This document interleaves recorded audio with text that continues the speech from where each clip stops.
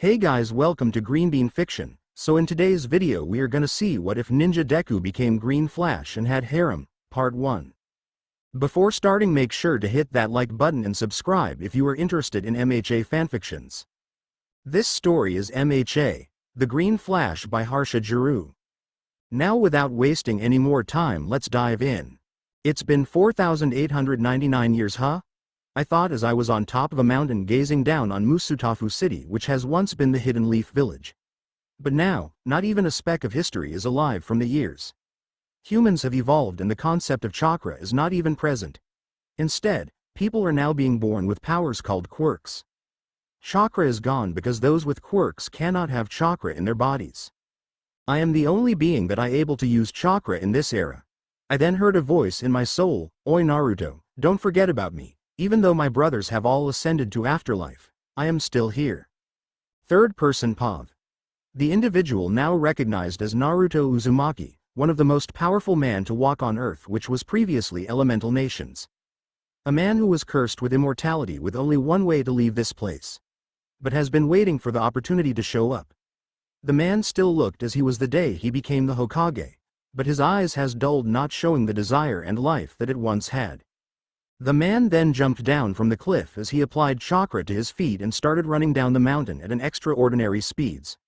Once the man reached the bottom, he ventured into the city for a walk. Walking through the neighborhood while looking around the various buildings, women carrying groceries while talking to each other, middle school and high school students lively chatting with each other as they were returning home. He was thinking how much things have changed since arrival of quirks. People with powerful quirks formed together a profession called heroes, to protect people against the criminals and murderers who are misusing their powers for inhuman acts. He is happy since it was a noble idea when was first implemented, but after 100 years. Not everyone was a hero for protecting people. Some were in it for popularity, money and etc. But not all of the heroes were like that, it was a small majority. Naruto was truly impressed by one hero named All Might.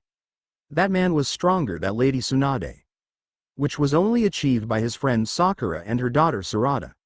And Naruto can see that the man was passionate about saving others and took his responsibility very seriously. 5. While happy about the hero profession, Naruto also felt sad for the people who were born quirkless, which is a small majority of 0.0004%, and the ones who were born would suicide or be killed off by the age of 13 to 14. Naruto was disappointed in the views of society where power and fortune is the only importance. Naruto was about to pass through a park when he heard the sounds of small-scale explosions and looked to his right to see a bruised green-haired child on the floor with burned marks, bruised skin, and 3 other children standing over him with cocky smirks as the blonde one said, "I hope that teaches you a lesson, quirkless Deku," with the other 2 laughing. Naruto was getting angrier each second and was about to teach the 3 kids a lesson when he heard the nearby adults say, "Nay, isn't that the quirkless kid who lives in the apartment?" 1. Ew. There are still these freaks around? I should keep my kids far away from him. I heard few people living in the same apartment even moved out from there. Why doesn't the owner kick the trash and his family out? Apparently the apartment is owned by the child's mother. I heard the boy's father divorced his mother for giving birth to a quirkless kid. Naruto was shocked hearing all the adults. He gritted his teeth as he could see and remember his childhood self in the same situation, but was never beaten by anyone, maybe pushed around, but no one laid hands on him and just ignored and sneered his existence. The adult then started leaving and the 3 boys also left the green-haired child bleeding on the ground. Kurama then informed Naruto, "Oi Naruto. Snap out of it. The child will bleed to death if you don't help him." Naruto came back to reality as he ran towards the child and slowly lifted him and checked his pulse and injuries. Naruto then in his head said, "It's too late, Kurama, the injuries are too severe. The kid will die unless he has someone like Yo." Naruto then got idea. Naruto then said, "Oi Kurama. How would you feel if this kid becomes your next host?" Kurama was shocked with the sudden question but could see where Naruto came from. This child resembles Naruto in lots of ways. And Kurama was sure he can heal the child from the injuries, but he couldn't bring himself to leave Naruto when they have been together for more than 4,500 years. Naruto then thought, "I know this seems shocking to you, but I don't have a place in this world anymore, Kurama. I can at least sacrifice myself for the future generation, but you have a place in this world still. You can nurture the future, and I am sure this kid will be someone you can view as myself in the future. But we don't have much time, Kurama. You have to decide quickly. Kurama then became silent as he responded, "Come to the mindscape, Naruto." Naruto then finished sealing Izuku's body in a stasis seal so it doesn't get worse and teleported to his flying thunder god kunai he set up in his home and sat down as he went into his mindscape. Naruto arrived in his mindscape as he looked at Kurama, who was looking at him with a small smile, and Kurama said, "We have been through countless journeys together, Naruto, and I can see that your eyes get dimmer by each year passing. I guess it's finally time to use that and join your father and grandfather. And this will be my way of atoning for many things I did before you were born. I will train the warriors of the future. You just watch me."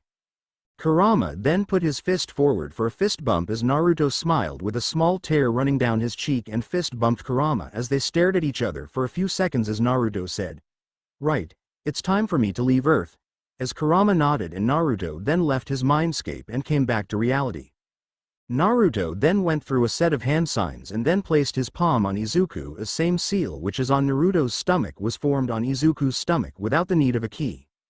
Naruto can't seal the Kurama fully in the seal by himself, and the only way to do it is to summon the god of death Shinigami, who will seal Kurama alongside Naruto. Naruto then went through a set of seals as black smoke erupted out of him and became the form of the Shinigami as Naruto said, "I sacrifice myself for you to remove Kyuubi from my seal and seal it in this young child." The Shinigami smiled madly. He removed the Kyuubi out of Naruto, who experienced immense pain cause of it, and then sealed it in the 8 trigrams seal on Izuku with the help of Naruto as the Shinigami then clasped onto Naruto with his scythe and swallowed him.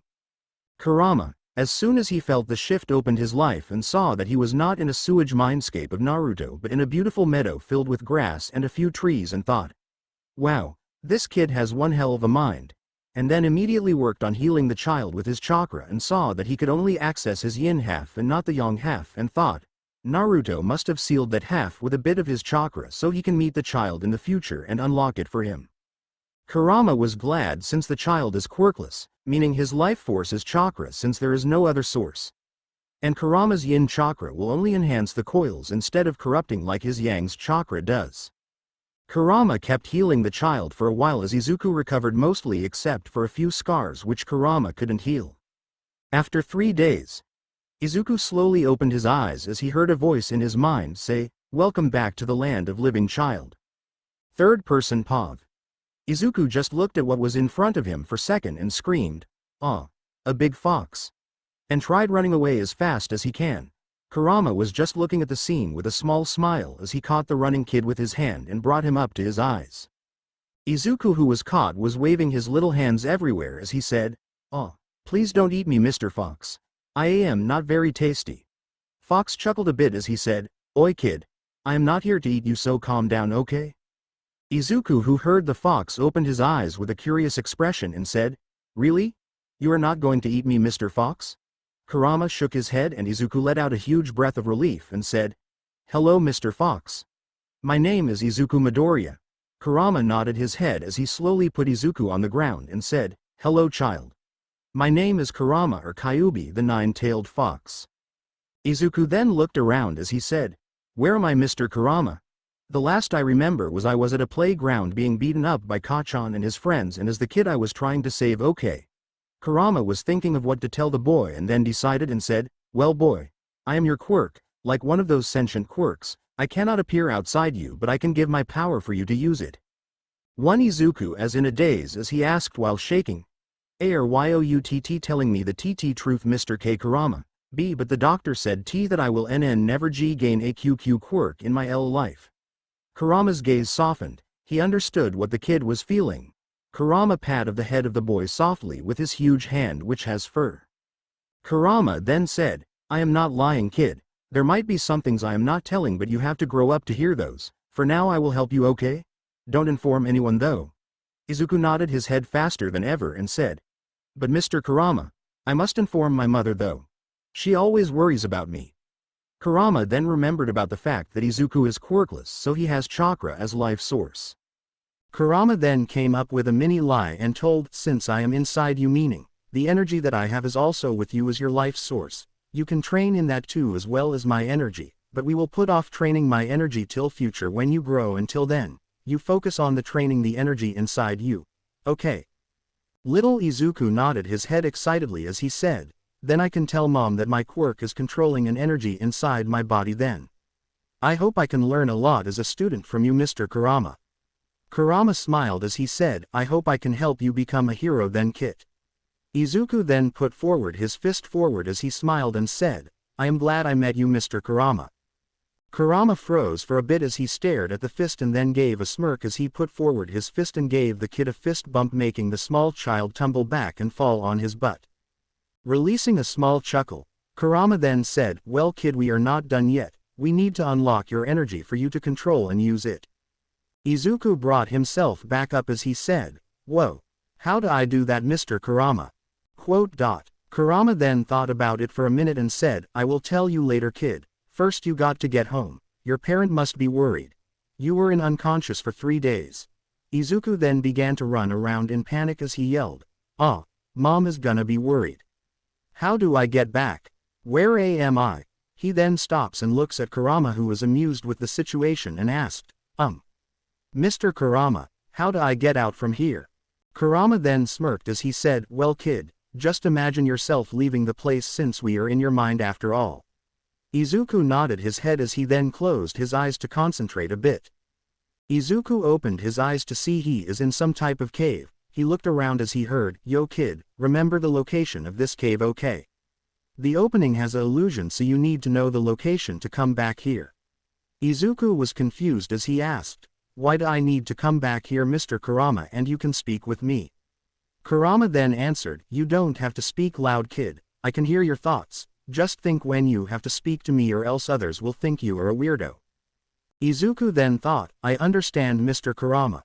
Kurama then said, good, you need to know this place because there are many things around which are related to the energy you have, you can learn from it once you unlock your energy. It was written by the person I was previously inside. I came inside you after he died. 13. Izuku could feel that Kurama was a bit sad speaking about the death of his predecessor and said, I understood, Mr. Kurama, I will make sure to remember this place.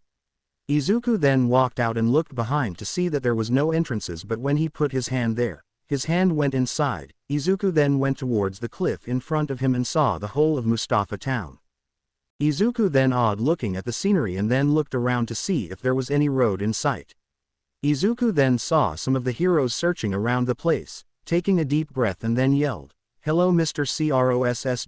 Crosswire, please help. The hero heard the voice and deducting that it was of a little kid and looked at the direction to see a small kid with green hair waving his hands.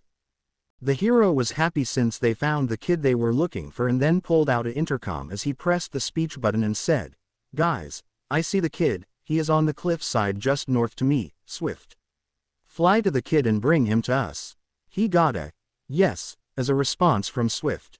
But hold on, why are heroes searching for the kid and not the police, you might be asking? Let's go 3 days back to Inko's POV. Izuku, can you hear me? I have searched every corner near the park but I can't find Izuku. I have asked around but everyone respond that they didn't see him. It's 8 p.m, he was supposed to be back by 5 p.m. Maybe I should call Mitsuki now, she will know how to help me. I dialed Mitsuki's number as the phone rang for a few seconds and I heard a voice, hello Inko. It's rare for you to call when it is this late. Inko then hurriedly said, oh my god Mitsuki, I don't know what to do. Izuku hasn't come home till now and I have searched the whole park but didn't find him. I then heard Mitsuki from the phone who replied, what? But Katsuki came home on time. I will ask my son and come there. Just wait a few minutes. The phone call was ended as I sat down on the bench. I don't know what to do. Please be safe Izuku. Third person POV. We see in Bakugo's household as Mitsuki just ended the call. She immediately ran to her son's room and slammed open the door as she asked, Katsuki, have you seen Izuku? He is missing right now. His mother is searching everywhere. Katsuki acted shocked but he thought, I hope I didn't accidentally blast him to death. But why does Aunt Inko even care for that useless Deku anyways? Katsuki then replied, no old hag, I have left before him, I don't know what happened. Mitsuki could see that her son wasn't worried much for his best friend and became a bit suspicious but forgot because her nephew is still missing. She immediately went to her bedroom and woke up her husband and said, "Masaru, wake up.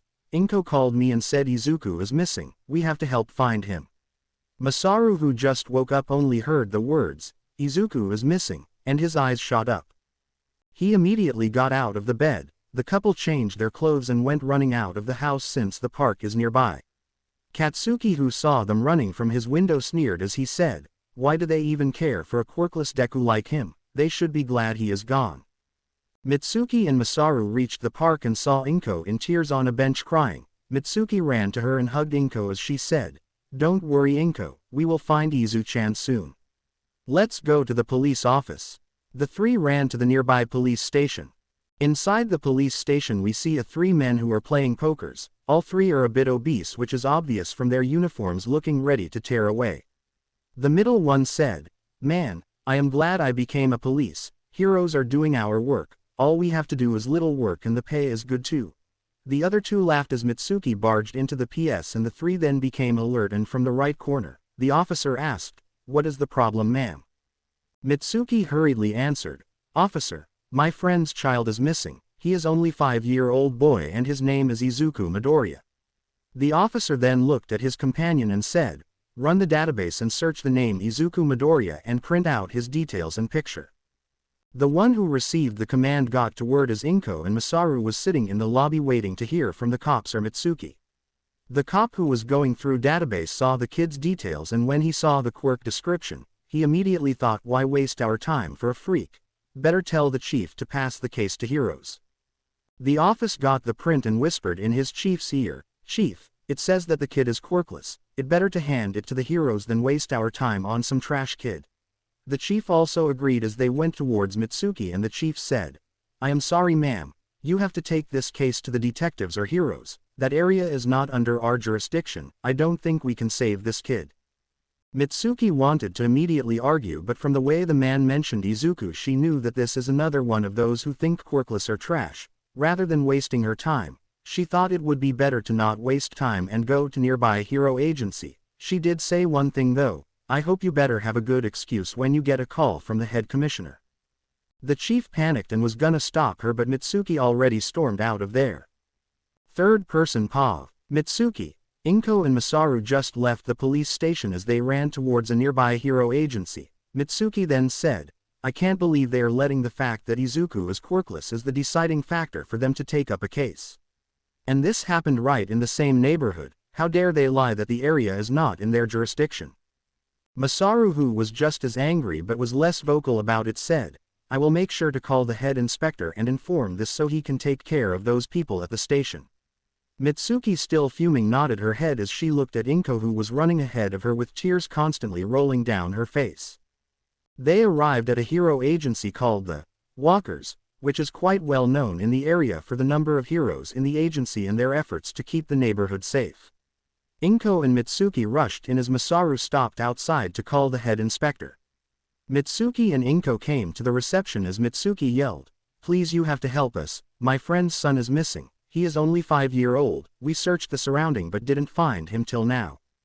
The receptionist immediately pressed a blue button as an alarm rang, and in a few seconds, some of the available heroes gathered as the receptionist explained them the situation.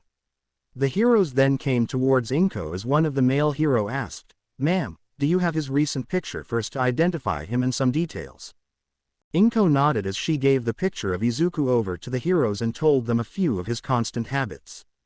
The hero who saw the picture then said, "All right, make copies of this photo," and everyone set out immediately. 3. A chorus of "yes" were heard as the heroes set out immediately. Inko fell down on her knees completely exhausted as the receptionist and Mitsuki helped her to a sofa. Masaru then came in and told them that those 3 officers will definitely get deserved punishment. For the next 2 days, the heroes searched the whole of Mustafa City as they didn't come across Izuku until one of them had the idea to search the hill area. The heroes decided to go there as soon as the sun rises since it's already dark out. The next day afternoon, the heroes were still searching the hill and forest area as one of the heroes heard a kid's voice yell, "Hello Mr. Crosswire, please help." Back to present. Swift brought Izuku from the hill range as the heroes kept asking questions as to what happened, but Izuku only answered, "Please take me to my mom, I wanna see her quick," with tears as the heroes decided to have the interrogation after reuniting the kid to his mother. The heroes then returned to the forest entrance as they carefully escorted Izuku to Inko's address. After reaches the front gate of the apartment, Izuku quickly opened the car door and dashed out of the car and ran towards his apartment as the hero Swift flew up to the first floor as rang the doorbell. The door was opened and Izuku came face to face to Mitsuki Bakugo.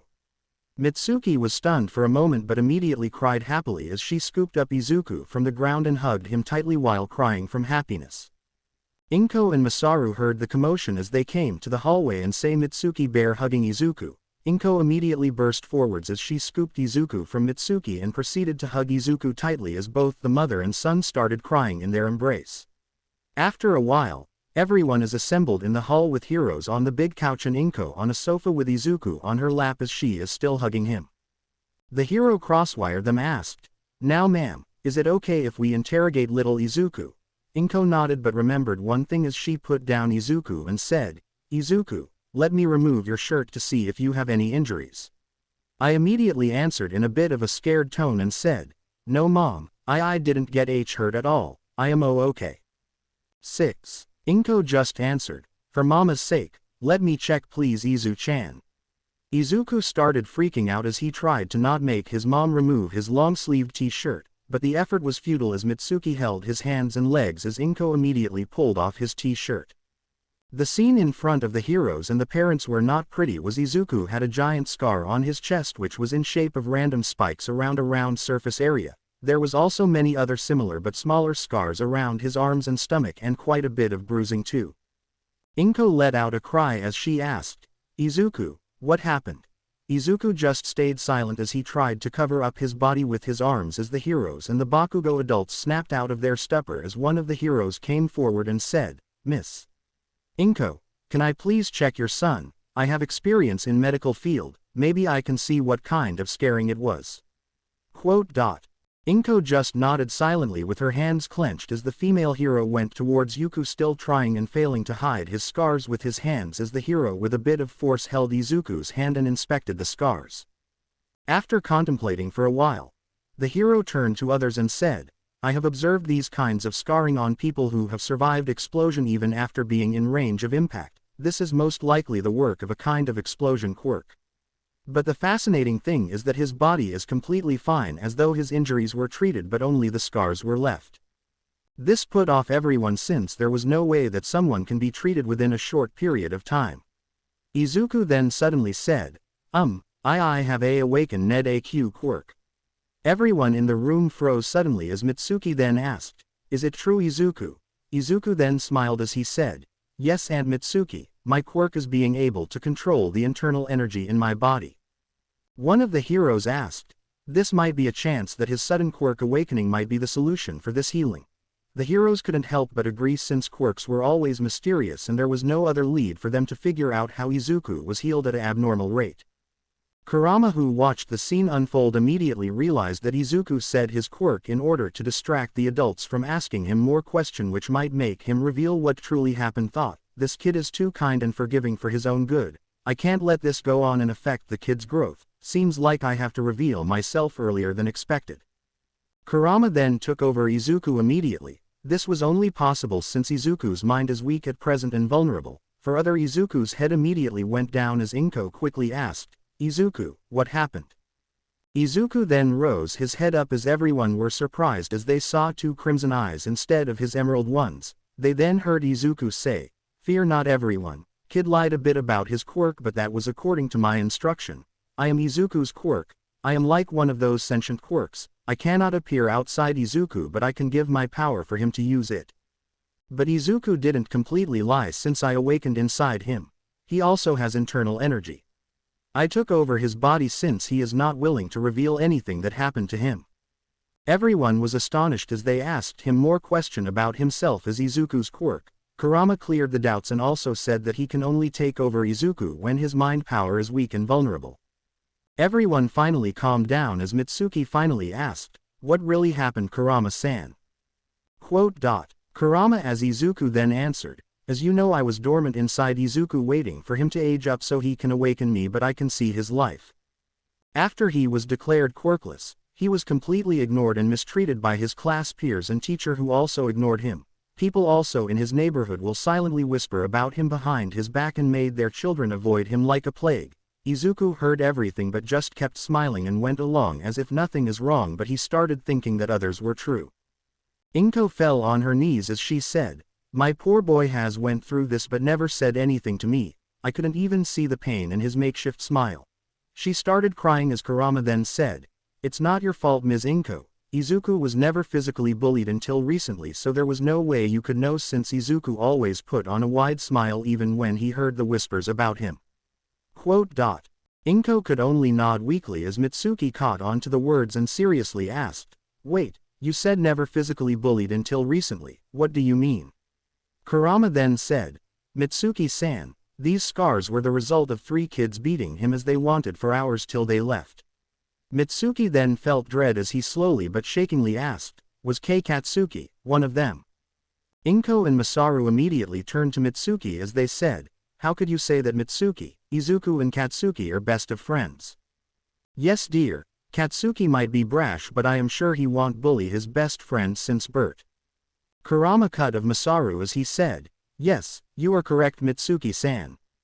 What happened 3 days ago was your son leading a group of 2 kids and himself were bullying a kid until Izuku came over and said you son to stop being mean to others, but your son and his group decided to shift their target to Izuku as your son fiercely used his quirk on Izuku till he was in near dead state. That was when I was able to awaken and sacrificed half of myself to restore Izuku and took control as I went into the hills till Izuku can heal, which took 3 days.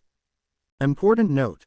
After Kurama was transferred to Izuku, he got Izuku's memories, so he came up with the dormant quirk stuff, and the incident narrated to not let Naruto's identity be disclosed. Mitsuki and Masaru were frozen in shock as they fell to the ground as Inko just fainted from the emotional roller coaster. The heroes were also shocked, but one of them said, "I am sorry, but we have to hand over your son and his group to the court, Miss and Mr. Bakugo, only they can decide the judgment." The Bakugo adults just stayed silent as they decided to. Third-person POV. The Bakugo couple decided as Masaru said, "This is also our fault and we should take responsibility too, but is there a way our Katsuki can't face severe punishment?" A hero familiar with parenting has said, "This is not a behavior a 5-year-old can have. Maybe your child was influenced by someone in order to get this way. I know a police interrogator with a quirk which makes anyone he asks a question answer with only the truth, but it can be only used on one person only in a day. I can call him to help us." 12. Everyone agreed as the hero who gave a suggestion went out of the room to make the call while Mitsuki and Masaru were crying as they were apologizing to Inko and Izuku, who regained control as Kurama retracted his control. Inko was trying to get them to stop as Izuku was confused as to what just happened. He blacked out, and when he came to, he was seeing his aunt and uncle crying and apologizing to him. The hero came in as he said, "The interrogator decided to meet you in front of your house, Miss Bakugo. We will leave the case to the interrogator. I feel like the less people, the better for you guys." Mitsuki nodded as she said, "I thank you for your consideration. And thanks to all the heroes here for helping us find my nephew." The Bakugo adults and Inko bowed their heads as the heroes said their goodbyes and left. The Bakugo adults and the Midoriyas started walking towards the Bakugo household. After a few minutes, the 4 people arrived as they saw a man in front of the Bakugo household. Mitsuki went up to the man and asked, "Excuse me, are you the interrogator we hero Swift told us about?" The man nodded and said, "Yes, Miss Bakugo. I also saw the details sent by Swift. Here is my license." Mitsuki nodded as they all entered into the house. Katsuki, who was in his room, heard the door open and rushed down to greet his parents. Katsuki came into the hall with a cocky smirk as he asked, "Has Deku been found yet?" Mitsuki was shaking in anger as she saw Katsuki's way of asking for Izuku. Katsuki then opened his eyes and flinched, seeing his aunt Inko and Izuku right in front of his parents with Izuku hiding behind his aunt, and thought, "Shit. Did the useless nerd snitch on me? Bah, they won't consider quirkless Deku's words anyways." Mitsuki turned to the interrogator as she nodded at him, and the interrogator walked towards Katsuki and stood in front of him as Katsuki, intimidated a little by the tall man, asked in his usual tone, And who is this geezer? The interrogator sighed as he focused his eyes which glowed blue and asked Katsuki, now you will answer all my questions for the next hour with only the truth. 6. Katsuki was weirded out and asked, what the hell is this creepy geezer doing, old hag? Mitsuki just went behind Katsuki as she firmly held his hands to prevent him from running around. The interrogator then asked, now, is it true that you have used your quirk multiple times on Izuku Midoriya with intention to severely harm him 3 days ago? Katsuki tried to lie by trying to saying he doesn't know what this geezer is talking about him, but his mouth automatically answered, yes, I did. Mitsuki flinched as tears were slowly coming out, but she firmly held onto Katsuki as he yelled, what the hell is going on? Why is my mouth answering on its own? Old hag, I didn't do anything to Deku. Mitsuki ignored him as the interrogator asked, why do you call Izuku Midoriya as Deku? Katsuki's mouth again automatically answered, because he is quirkless and a freak and useless, so he is a Deku. Mitsuki started taking large breaths in order to calm herself down as the interrogator asked, why do you think yourself better than Izuku Midoriya? Katsuki at this point gave up as he glared at Izuku and his mouth said, because he is a quirkless freak while I am born with a great quirk and everyone praises me while they hate him. Inko was sobbing while hugging her son who was trying to console her. The interrogator then asked, what do you think about your classmates? Katsuki's mouth answered, they are just stepping stones meant for me to climb over to be the strongest hero. The interrogator sighed as he finally asked, why do you bully other kids? Katsuki's mouth answered, obviously because they got weak, useless and freakish quirks, they don't deserve to be in same place as me, the future #1 hero. Even the interrogator was mad at this point but asked another question, how do you feel about Izuku Midoriya been found and your parents and aunt working hard to find him these past 3 days? Katsuki's mouth answered, I wish that Deku just died, he is a freak anyways. I don't know why old hag and old man even bother to care to search for a quirkless freak when they have a perfect child with them, and Aunt Inko should have just left Deku to die or starve. 19. Mitsuki with shivering arms let go of Katsuki as she was muttering to herself, How did my child become like this? Is this my fault? Masaru couldn't help his wife because he was also lamenting the same way as his wife, whereas Inko was horrified by what she heard from who she viewed as her good nephew and her son's best friend. Even the interrogator couldn't believe what he was hearing from a 5-year-old. He then asked, why do you think that Izuku Midoriya should just die? Katsuki then laughed as his mouth answered, I mean, everyone in this neighborhood and school hate that Deku, why should I not hate him too? He ruins my figure being in the same class as me and he looks down on me and try to help me when he is just a useless freak. The interrogator finally deactivated his quirk as Katsuki, who was free from his mother's arms, then jumped at Izuku yelling, you quirkless freak, you dare snitch on me, I should have killed you, but I will now. 5. Suddenly Katsuki stopped moving midair as his outline was glowing pink as the Bakugo family looked at Inko, who was glaring death at Katsuki with tears in her eyes as she said, you dare to come near my child, I will not control myself. The detective placed quirk-canceling bracelets on Katsuki as Masaru tied him up on a chair as Katsuki started shouting, release me, old man, why do you guys even care for that quirkless freak? You should be glad that I am killing him. Masaru brought out some tape as he taped Katsuki's mouth shut as he fell onto his knees sobbing. Mitsuki came to console her husband, but she has also started crying again. Inko then said, I am gonna sell that apartment complex and move somewhere far away where no one lives. I will take care of Izuku's education online after consulting some schools. I can't allow my child to grow in such a tainted community. 8. The Bakugo adults couldn't look at Inko in her eyes as they nodded. The interrogator sighed as he looked at Masaru and said, Mr. Masaru, I think it's better for you as a head judge to make judgment right now. What will happen to your child? I am pretty sure that you don't want this matter to go public. 1. Masaru whipped off his tears as he answered, since there was a clear evidence that Katsuki Bakugo is responsible for attempt to murder. Bullying, illegal usage of quirk, but due to being massively influenced by society around him and not properly guided by his parents, and since the child is still very young, he has to go through rehabilitation and will wear quirkless bracelets for the rest of his childhood till teenage. His behavior will be monitored closely, and if there is no improvement in himself, he will be proceeded to jail as he reaches teenage. It is advised for him to change schools and his family to move to another city. The family is to pay a fine of $10,000 towards the victim's family as compensation. 14. The interrogator nodded as he gave his regards and left. Inko also left after failing to control herself around Katsuki.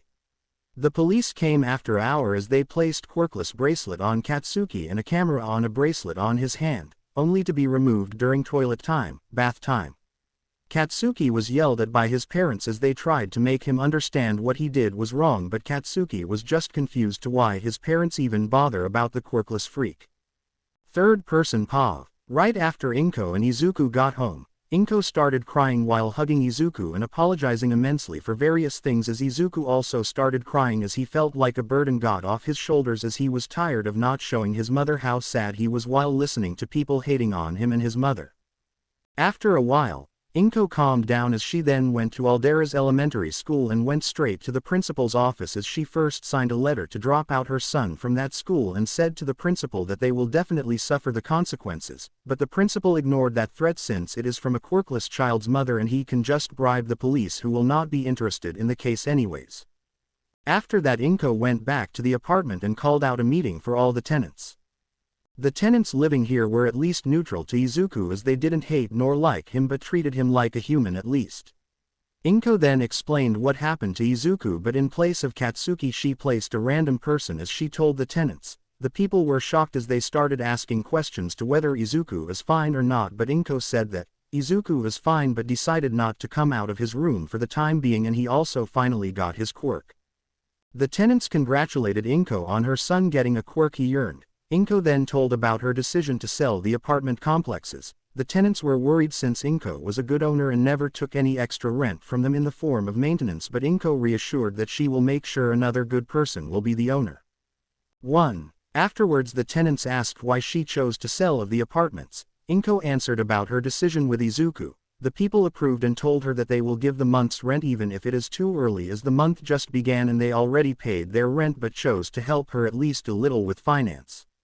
Inko cried in happiness as some of her friends consoled her and told that they will help her in future as they apologized for not being a better neighbors for Izuku.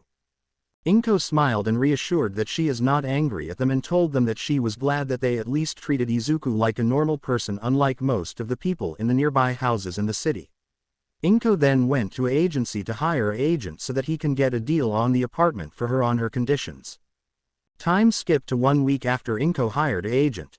The agent tried his best the week, but no one accepted Inko's terms as they saw that she was being too soft. The agent grumbled about the greedy people since he himself lives in an apartment and feels like Inko's terms are fair and just. He then started giving out advertisements online. We then move on to Yaoyorozu Group's owner, Mr. Akira Yaoyorozu. One of the richest people on earth with industries and companies set up worldwide, has a secret that no one knows except his wife. He is quirkless too, but his parents covered up that fact by having his quirk listed as business IQ, and trained him in business field so that the cover-up will work. 5. Akira was looking to buy apartments or a huge empty field so he can construct an apartment to his company employees at an affordable rent rate, since many of his employees live in apartments who take unfair amount of money from them in the form of repairs. He heard about these while viewing the hidden cameras in the lunch area. Those hidden cameras are generally to clear out any bad worms in the company. He just came across an advertisement for sale of 4 apartment complexes. He saw the images and saw that they were well maintained and spacious. He then called for his secretary and told her to see if anyone in the company presently lives in that apartment, and if they do, then ask them to meet him. After an hour, the secretary came back with a 30-year-old man. The man looked nervous even though he knew why he was called here. Akira asked about the present owner of the apartments the man was staying at. The man told him how she was with them and about her struggles being a single mom of a quirkless child. Akira gave full attention once he heard that the owner has a quirkless child and slowly started interrogating his employee. The employee, with the hope that director can help the Midoriya family, told everything that Inko has told them and left after Akira told that he needs some time to process. After the man left, Akira has an unreadable face, a 5-year kid introduced to these horrors in life just cause he was quirkless. Akira could only think how he could have been in the kid's place if it wasn't for his parents. Akira decided that he will buy the apartment complex along with agreeing with the present owner's rules.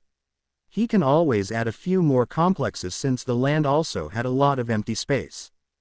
The present price for the complex is $400 million, which was fair considering the huge space in the 4 15-storied complexes, each floor having 4 double-bedroomed rooms. Meaning, each complex has 60 individual living spaces, and combined with other 3 complexes. That is a total of 240 individual double bedrooms.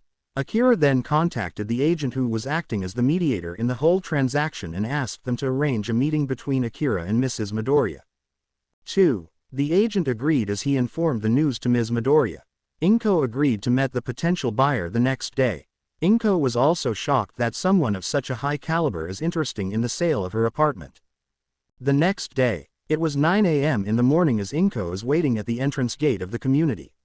A black armored Mercedes-Benz limousine rolled up along with escort vehicles. Bodyguards came out of the escort vehicle and opened the door to the limousine as 2 black-haired adults, one male and one female looking to be in their early 30s, came out along with a 5-year-old girl with a spiky ponytail who was hiding behind her mother's leg. 7. Inko was wearing her usual outfit. Akira was wearing a black suit and his wife was wearing a women's suit. Inko nudged her son on the head who was hiding behind her as Izuku came out from behind her and said, "Hello Mr. and Miss Yaoyorozu, my name is Izuku Midoriya." With a curt bow as Inko also bowed a little and said, "And my name is Inko Midoriya, the present owner of this community." The Yaoyorozu family also gave a curt bow as Akira came forward and said, "Hello Midoriya family, my name is Akira and here is my wife Athena and my daughter Momo." Momo gave a shy wave as Inko smiled and said, "Please come in, would you want to see the property first?" Akira nodded and said, "We would like to see the property and if it is possible, how about having little Izuku show our daughter to the playground? They will be bored with us." 3. Inko thought about it a little and turned to Izuku who had a nervous expression and said, "Well son, why don't you go play with Momo-chan in the playground then?" Izuku slowly nodded as he walked before Momo and said, Do you wanna play with me?" Momo gave a shy nod as she said with a small voice, I would like to play with you." 57. Izuku gave a smile as he said, "Please follow me to the playground." And started running as Momo let out a surprised and ran behind trying to keep up. The adults watched their kids run with a smile as Akira asked a few bodyguards to follow the kids and let Inko show them the community. After an hour, the tour was done as the adults were a bit exhausted and Inko invited them to her house for a rest and some tea as the Yaoyorozu couple accepted. After a while, Inko has served them the tea as Akira then said, "Ms. Inko, the community is nice and well maintained, the foundations are also solid for any future expansion." Inko smiled as she said, "Well, my father owned a construction company, he then as a gift for me built this community and sold off his company." Akira nodded for the explanation as Athena then asked, "Well Miss Inko, how about you tell us about little Izuku?" Inko put on a complicated expression as she said, "It's not easy to explain for me." Akira then sent a signal to the guards to leave the room. After the guards left the rooms, Akira then smiled and said, "Don't worry Miss Inko, please don't reveal it to anyone, but I am also a quirkless person. My parents hid the fact by having it written as my quirk as business IQ. I have heard about your situation from one of my employees living in your community. I can't express how I felt when I heard how a child, 5 years old no less, has to suffer this much." Inko smiled as a tear slid off her eye as she explained to them about all that has happened to Izuku, excluding Bakugo from it again. Akira and Athena listened attentively as they heard how much Izuku was discriminated by the school, police, people and kids. At the end, Inko was sobbing quietly as Athena was trying to console her with a hug. Inko then explained her plan about moving to a place a bit away from the city with no one around in order to let Izuku grow without his fears. Akira then said, "I do have a villa in the hills behind where I live Miss Inko. It also has no one else living in the surroundings. And since it also comes in part of my property, it is also secure from thieves. I can sell it for you since I do have no use for it." Inko then thanked Akira for his offer. Akira then said the price is $1.8 million as Inko said, "You can deduct the villa price from the price at which you will be purchasing this community." Akira nodded as he said, I am glad that our kids can meet. Momo is always isolated from others for her safety and homeschooled, so she hasn't met a lot of kids her age. Inko nodded as she said, Izuku used to have a lot of friends till his status of being quirkless got out. Bet he doesn't have to suffer that anymore. Akira with a tone dipped in confusion asked, may I ask why? Inko smiled as she said, now my son got a quirk. It's a sentient quirk living inside his body, and as a side effect his body created energy which can be used in many ways. Akira smiled as he said, that is really good. I hope little Izuku can recover from what happened till now. Inko let out a small smile as she said, well, Izuku chose to not talk unless I tell him to, or unless it's a person close to him. He is scared that even if he got his quirk, he would still be hurt if he gets close to anyone. Akira sighed as Athena spoke, such misfortune at a tender age of 5. I hope our Momo and Izuku-chan can help each other even if it's a little.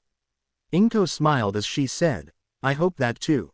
Third person Pav. Izuku and Momo have just arrived in the playground, and Izuku is still keeping a bit of distance away, not wanting to get close easily to the new girl as he said, this is the P playground where all the kids in the AA apartment play.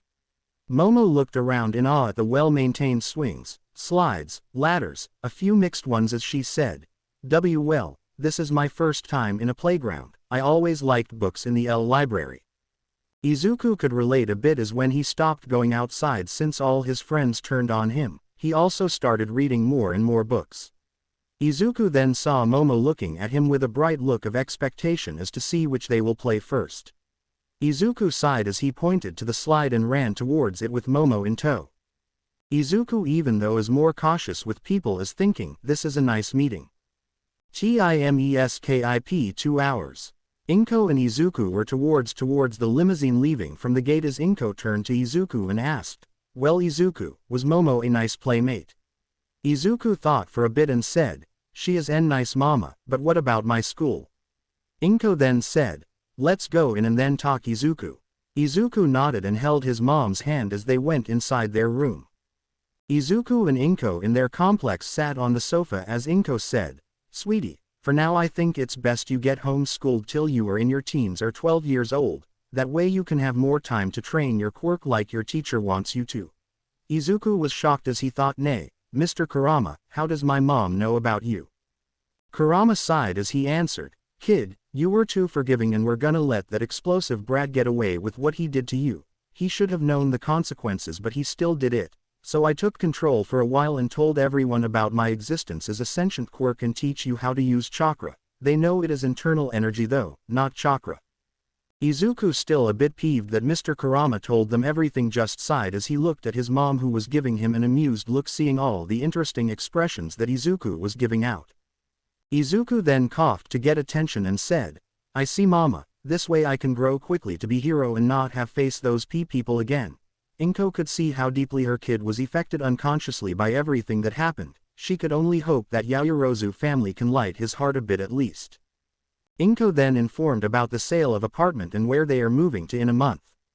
Izuku nodded for everything as he was just about to leave, but from inside his mind, he heard, kid, quick, ask your mom to buy you a calligraphy set and a few extra bottles of ink, ask questions later. Izuku, who was about to ask, nodded as he turned to his mom and asked, Mom, Mr. Kurama is telling me to ask you to buy me a calligraphy set and some extra bottles of ink too. 4. Inko understood that and didn't need to ask why since she trusts Izuku's sentient quirk. Inko pulled out her phone and looked online for a few options and bought a set which also provides extra ink and paper. Meanwhile, Izuku arrived in his room and sat on his bed as he mentally asked, why do I need a calligraphy set, Mr. Kurama?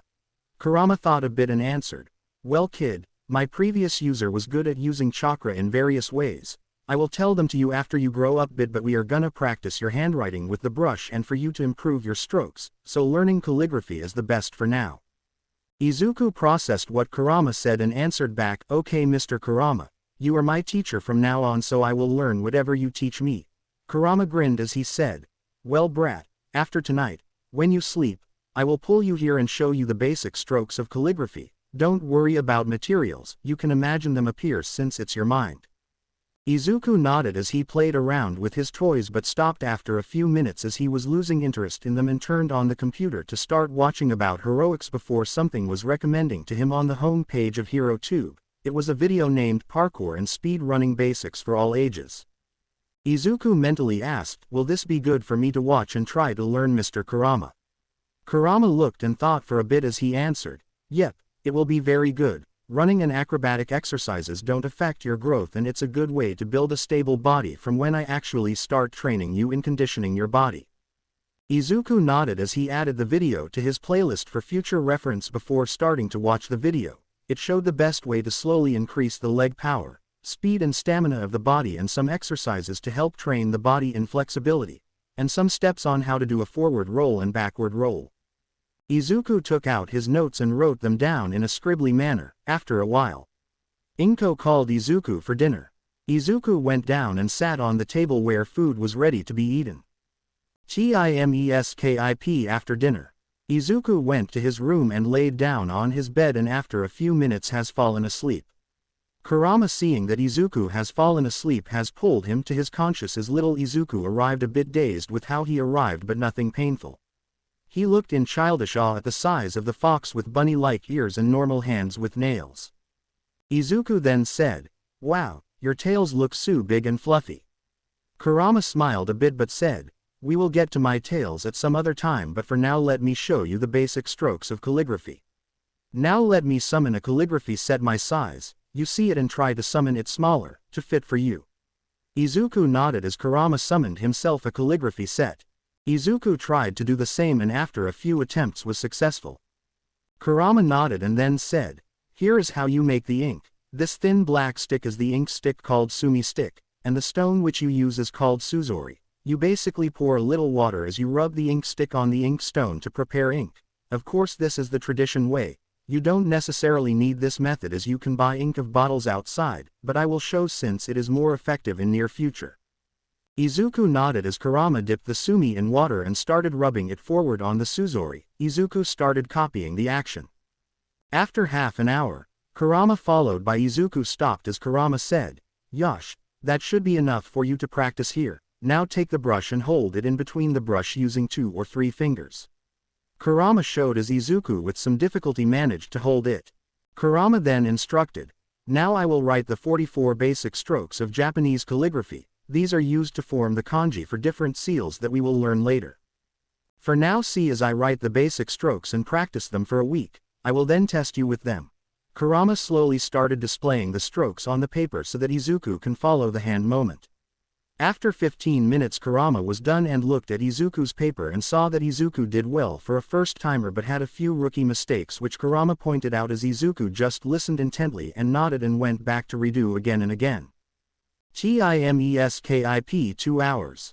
Kurama has to applaud the patience of the boy who is still diligently practicing the basic strokes. Kurama in the latest practice paper saw that Izuku was able to do it almost perfectly but a few mistakes on edges. Kurama smiled as he thought, nice to see the amount of dedication and patience the kid has, unlike all of my previous Jinchurikis.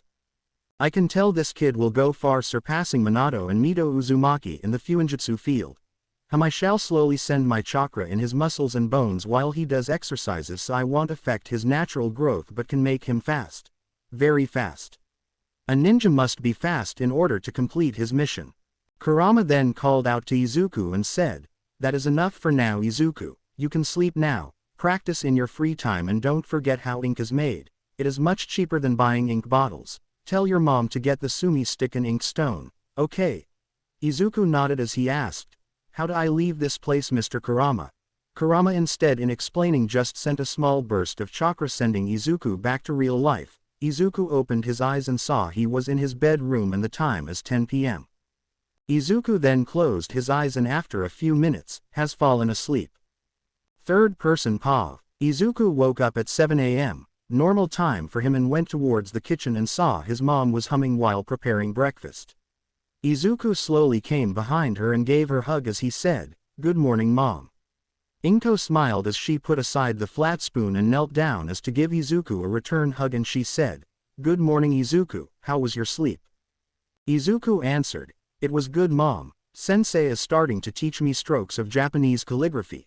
Inko was suddenly a bit worried as she asked, "Oh. Are you okay, sweetie? Do you still feel sleepy?" Izuku shook his head as he answered, "No mom, I feel the same as I always do when I wake up." Inko let out a breath of relief that Izuku is still getting his healthy sleep despite him learning in his mind. Izuku then said, "Also mama, sensei taught me how to make ink, so you don't have to buy all the costly ink bottles." Inko, seemingly interested, asked, "Oh.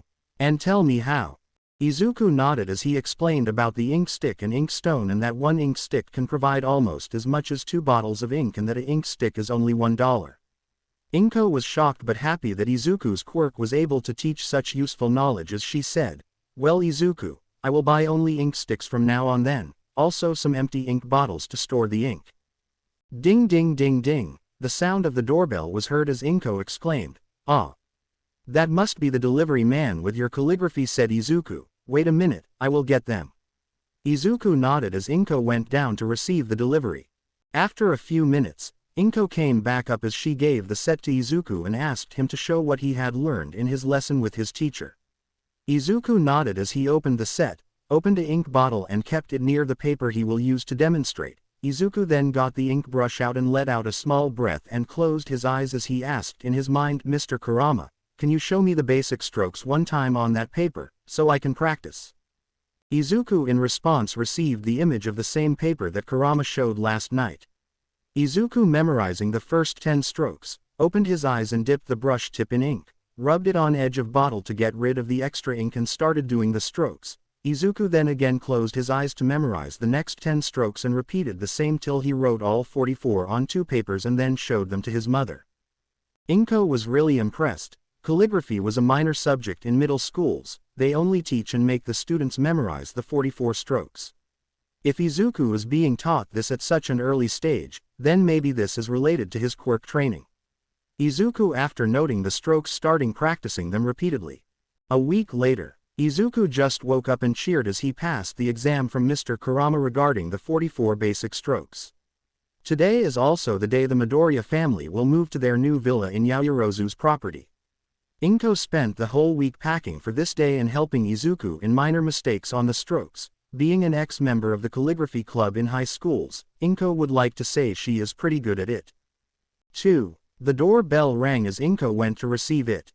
Inko was greeted by the Yaoyorozu family as she opened the door. She cheerfully invited them inside. Momo went to look for Izuku and found him eating breakfast. Momo went up to his set as she greeted, "Gee, good morning, Izuku-san."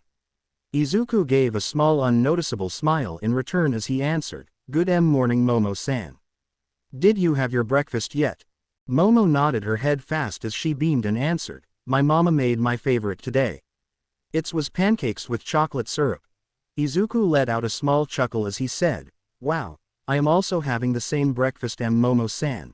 Momo beamed as she asked, "See, can I have a small bite, Izuku-san?" Akira, Momo's dad, was about to stop his daughter but was interrupted by his wife, who put her hand on his shoulder and shook her head no.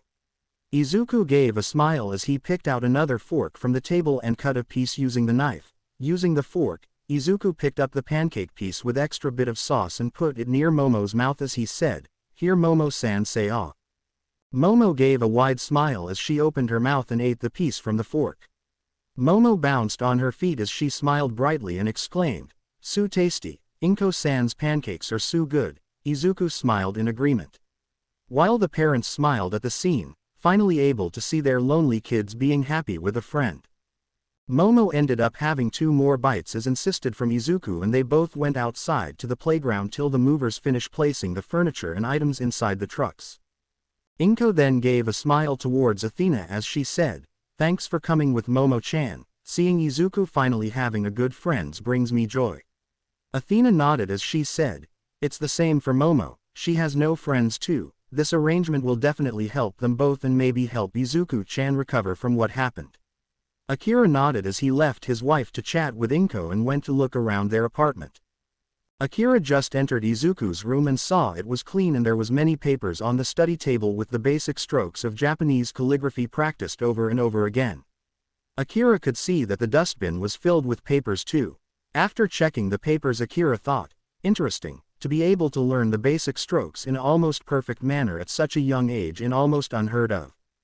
Akira saw that they were toys representing heroes, a few car toys and a computer in the room.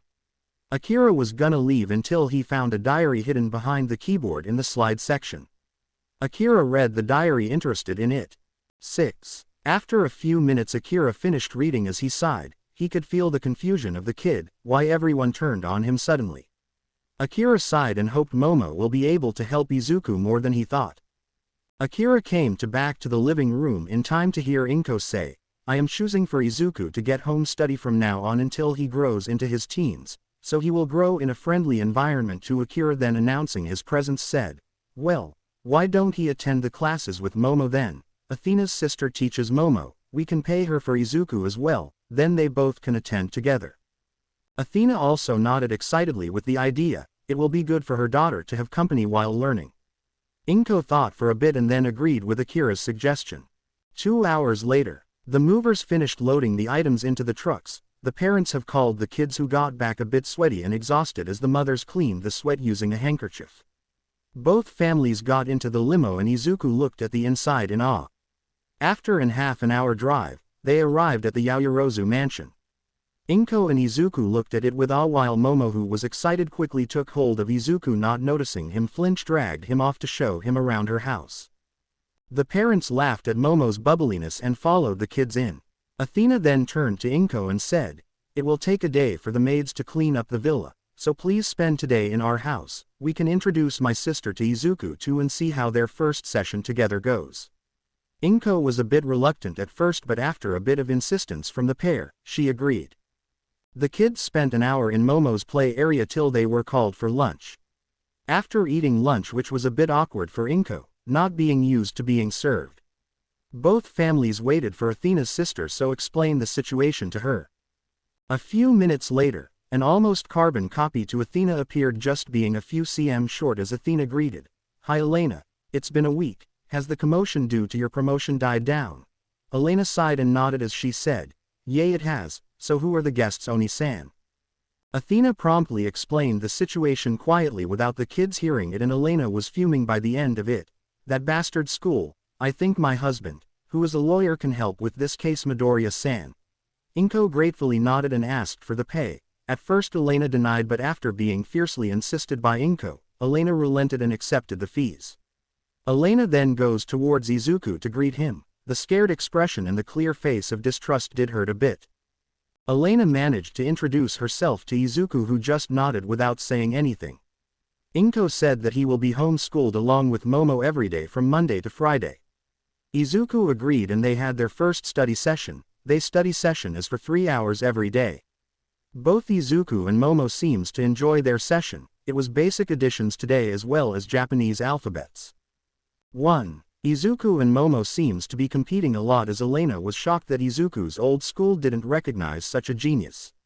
By 4 p.m. their study session ended and the kids went to do their homework and play again, while the adults with Elena waited for Elena's husband to arrive so that Inko can raise the complaint. After Alan arrived, Elena explained the details to her husband, who after thinking about said, "This is a tricky case. Without evidence, we can't sue the school unless we can somehow create legal evidence." Akira, who was listening, said, "Why don't we hire someone with a transformation quirk, make him transform as a kid and enroll them there as a quirkless status. We plant a voice recorder and camera on them. We should be able to gather the evidence on their treatment towards the quirkless, which should be enough evidence." 7. Alan exclaimed, "That's a marvelous plan, brother. It will work if we get the permission from the head police, who luckily is a friend of mine and will surely agree with us." Inko was a little teary at the end as she bowed her head and said, Thank you so much for everything you guys are doing for my family." Athena hugged Inko gently from the side as Inko started crying and hugging back. After a while Inko calmed down and filled the case details. 3. Elena and Alan left as Athena pulled aside Inko to get to know her more, since they will be best of friends eventually. Akira left alone, just sweat dropped as his wife abandoned him. He sighed and went to check on the movers at the villa. Third person Pav. The Midoriya family spent the night in the mansion and finally checked the villa they were gonna move into. It was a 3-storied villa, with a hall, kitchen and 2 bedrooms in first floor. Lounge, play area and another bedroom in the second floor and a whole floor for gym on third. Inko decided that she and Izuku will sleep in one room till she is sure that he doesn't have any recurring nightmares. The furniture was already fitted. Izuku went to him in his mom's room and saw there was a king-size bed for both of them. Inko and Izuku already finished their breakfast and Izuku then went to the gym floor to see what is there. As soon as Izuku arrived, he saw a treadmill, huge trampoline, balance balls, skipping rope, a long length of jumping mats for him to practice his speed running tricks without hurting himself too much. Izuku also saw hand grips and dumbbells on the floor in various weights from 1 kilogram to 20 kilograms. Kurama, looking through Izuku, exclaimed, "This equipment is perfect for your practice, my child. Now let's start with stretching like you saw in the video." 2. Izuku nodded and started freely swinging his arms side to side, rotating hips, jumping on each legs to get rid of the stiff joints, and was finally ready. Izuku put on some runner shoes and got on the treadmill. Putting the speed at 8 km/h, Izuku started running. After 20 minutes, Izuku slowly started getting exhausted and paused the treadmill, and got off, breathing a bit heavily. Kurama then suddenly said in his head, "Oh, Kit, I forgot to tell you how to unlock your chakra. Let's do it now."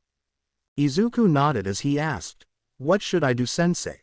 Kurama felt a bit of pride being called sensei and replied, "Sit in a meditative position and only concentrate on reaching to a warm energy in your. When you reach it, you will see various rings appear. Guide your chakra through them and you should be done."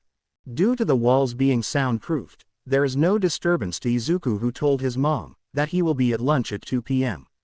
Izuku then sat down cross-legged and slowly steadied his breathing and closed his eyes, searching deep into himself.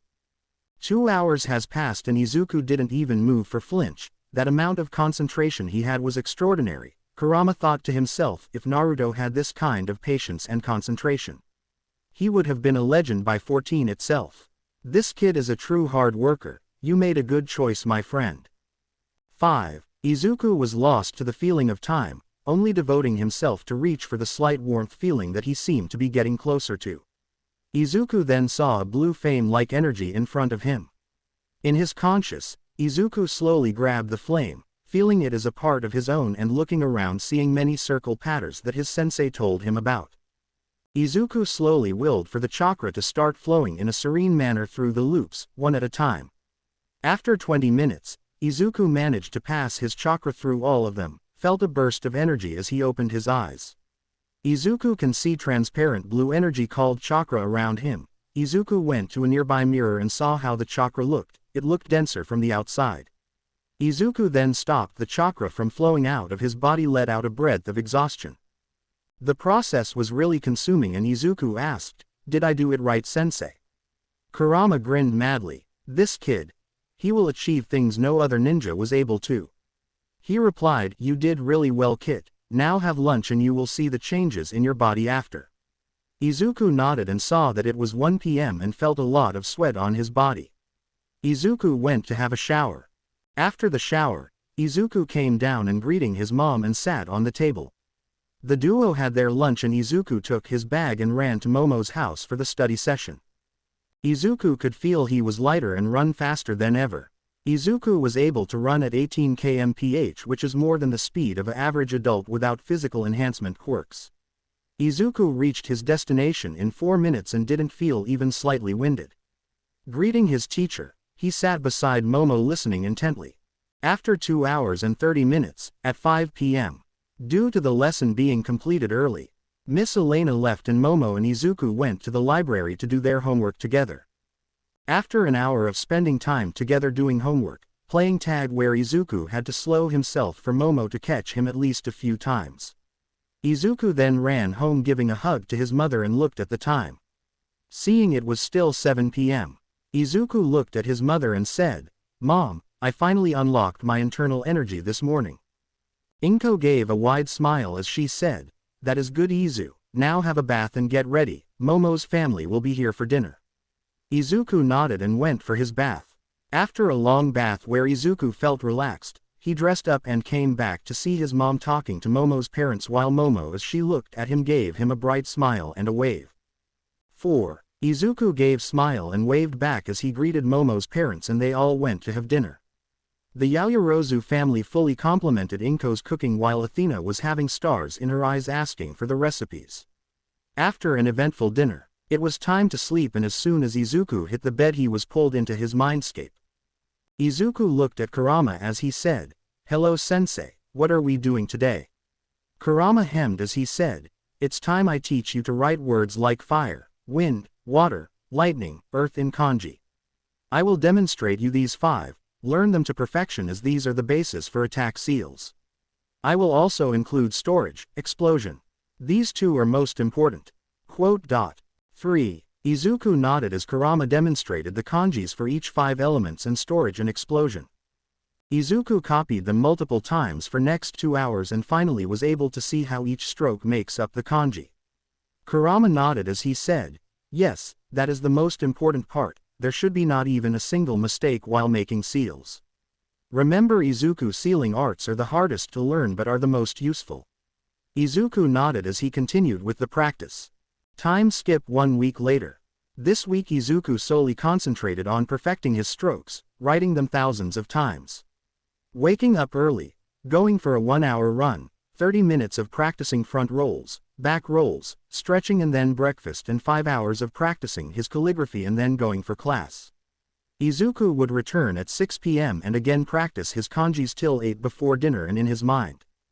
Izuku was finally able to demonstrate all 44 strokes 10 times in a row without a single error, even the 7 kanjis were demonstrated perfectly. Izuku just finished running on the treadmill, found he was running at 16 km/h for an hour and he was mildly exhausted. Izuku also noted that he was able to lift the 7 kg dumbbell in one hand to do reps but put it off till he grows up. Seeing that Izuku has also just completed his parkour training, Kurama said, "Kid, it's time you start learning chakra controlling exercises. You have a large amount after all."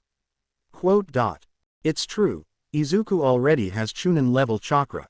Izuku nodded as he asked, "What is the first exercise?" "Sensei." Kurama then answered, "Go out, and pick a leek from a tree and attach it to your forehead only using chakra.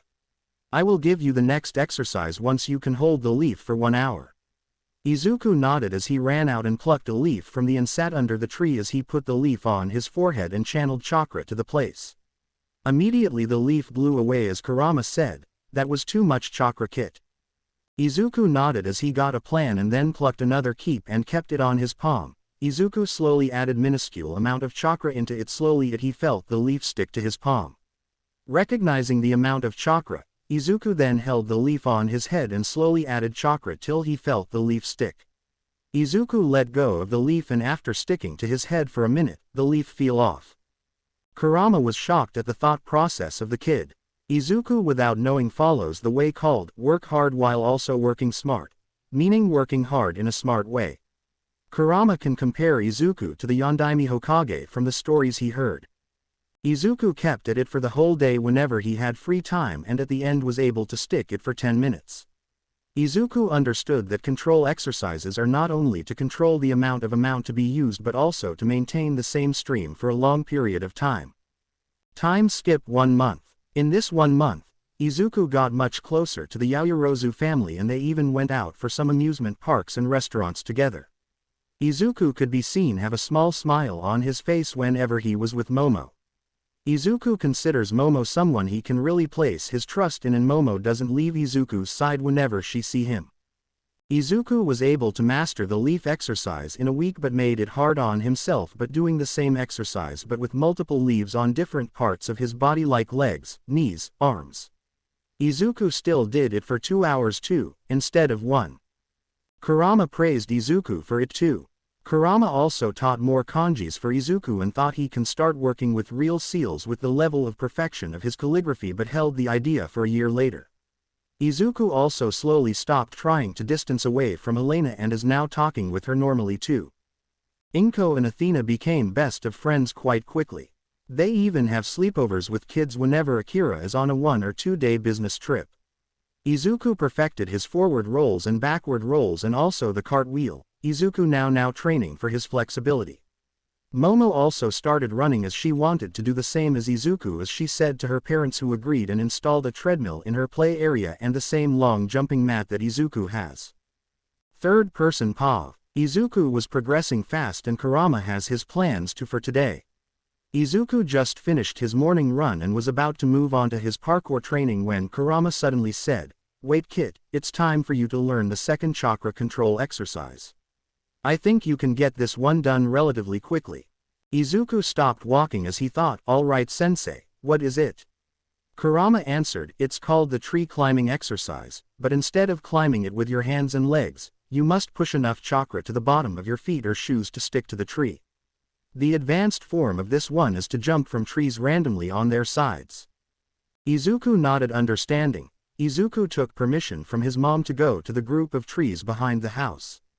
Izuku, as soon as he arrived there, thought that using the same method as he used with the leaf exercise is best, like his sensei says. Izuku lifted one leg, put it on the tree, slowly transferred chakra into it until he felt it firmly stay and lifted himself on the leg. Now standing horizontally on one leg, Izuku put the other leg and slowly channeled chakra to the bottom of the feet. Izuku then removed the chakra from the first leg and put it even higher and channeled chakra into it, faster than the before step. After getting to the top, Izuku would slid down and start again. Izuku after a couple hours found himself able to walk at normal pace, up and down the tree. Izuku then went to get breakfast. Inko, who saw Izuku, asked, "Izuku, go take a shower and come to eat." Izuku shook his head as he said, "Mom, I will be training for a bit more, I just came to get breakfast." Inko thought a bit and said, "I will allow it as long as it doesn't involve sprinting, okay?" Izuku nodded his head and sat on the table and had toast with omelette. After finishing his breakfast, Izuku went back to the tree and started again. After 2 more hours, it is 10 a.m. and we can see Izuku being able to run up and down the tree at slow speed, as Kurama said, "Well done, you will continue running up and down the trees instead of your running on treadmill for the next 1 week for 3 hours, okay?" Izuku, who was confused, asked, "Why?" Kurama said, "So you can increase the amount of chakra inside you." Izuku nodded as he looked at the time and saw he still has more than an hour of free time. Kurama said, "Come to your mindscape, I shall teach you something new." Izuku nodded as he sat under the tree and closed his eyes as he was pulled into the mindscape. Izuku bowed in greeting to Kurama sensei and looked at Kurama, ready to begin. Kurama then created a few shuriken and kunai and said, "These are called shuriken and kunai. Shuriken are used to throw at their opponents. It can't kill unless it has wind chakra added to it, so it's a safe throwing weapon for you. These knife-shaped ones are kunai. You can either use them for throwing or close-quarter fighting. I will teach you to throw them today, okay?" 7. Izuku nodded as he also created some shuriken and kunai, after a few tries of getting the size wrong. Kurama with his human-like hands showed Izuku how to hold the shuriken and throw it. Izuku managed to hold one properly and throw it, but needs to work on accuracy. Kurama then showed how a kunai is thrown and how one finger has to be behind the circle on top of the kunai handle to the throw will go straight instead of spinning.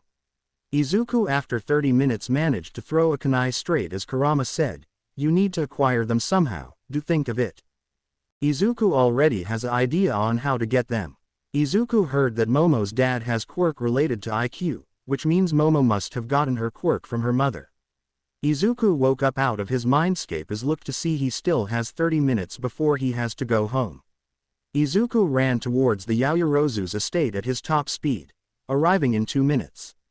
Izuku went towards a maid and asked, "Excuse me, maid-san. Do you know where Momo-chan's mom is?" The maid smiled and led Izuku to Athena's room. Izuku knocked the door and after hearing a "come in" from inside, Izuku entered and saw Athena on her bed reading a book. Izuku then said, "Hi auntie." Athena was surprised to see Izuku visit her all of a sudden but welcomed it as she asked, "Izu-chan, do you need any help?" Izuku went inside and sat on the bed and said, "Auntie, you quirk is same as Momo's, right?" Athena chuckled and said, "It's similar but I can only make things with metals." Izuku then asked, "Auntie, can you make me some shuriken and kunais?" Athena was shocked for a second as she said, "But why do you need such sharp things, Izuku?" Izuku hesitated but decided to explain about his quirk and how he is receiving training from his quirk. Athena nodded as she said, "I see, no wonder you picked up calligraphy so easily. Very well Izuku, I will make these, but if you get any big injuries, I will never making them again and taking them away." Izuku nodded as he explained the design of shuriken and kunai. After a few tries, Athena was able to make it perfectly. She made 3 sets of shuriken, 12 in each set, and 1 set of kunai, 12 kunais. 1. Aden placed them in a bag and gave them to Izuku. Izuku hesitated but gave her a hug as he whispered, "Thanks," and took the bag and ran out embarrassed. Athena stood there stunned for a minute as she started laughing with small tears as she thought, "Looks like he is growing out of his fears more faster than we thought, Inko-chan." Izuku, after running back to the clearing, copied the same pose he did in his mindscape and threw the shuriken and kunai at a tree he marked. Izuku hit a few and missed a few. Izuku heard a bell and knew his training time is over as he collected all the scattered shuriken and kunai and put them in the bag and made his way home. Izuku entered and kept the bag in the gym room and went to shower as he was a bit sweaty. After a bath, Izuku went down to have lunch. After lunch, Izuku took his bag with books and went to his daily study session with Momo and Miss Elena. The whole 3 hours, Elena taught them about subtraction, which Izuku already knew since he spent all his time during his school with books itself. After completing homework with Momo and playing for a while, Izuku arrived back at 6:30 p.m. and went to practice his calligraphy. Izuku, after mastering what Kurama has taught him, spent the rest of his calligraphy practice in writing the kanjis faster while keeping the same precision. Time skip 1 month. Izuku in this 1 month learned to throw kunai and shuriken precisely at even moving target. Izuku managed to learn how to apply chakra to parts of his bodies like fists and legs to enhance his speed or attack power. Izuku also is now able to run at 20 km/h, which is good even amongst adults. 3. Izuku advanced the most in parkour training, being small and able to jump almost 1.5 to 2 meters into air without any chakra enhancement. Izuku is now able to form flips in mid-air. Izuku is now combining his speed and parkour to constantly do them on instinct. Izuku and Momo still contest on their academics and usually comes to a draw with both of them scoring 100. Izuku has also completed the advanced part of tree climbing, jumping horizontally from one tree to another at high speeds. A major event that happened was that all of Alder group of schools were shut down by the government due to evidence of bullying and unfair treatment of students, and some teachers even wanted lowering the grades of a few students too. Lawyer Allen fought the case with the school's defense lawyer, and with the evidence in Izuku's and Inko's statements, the school was closed down. Athena, after seeing Izuku practice his shuriken and kunai, started recommending it to Momo. Akira was first against it, but one creation of a metal bat convinced him easily.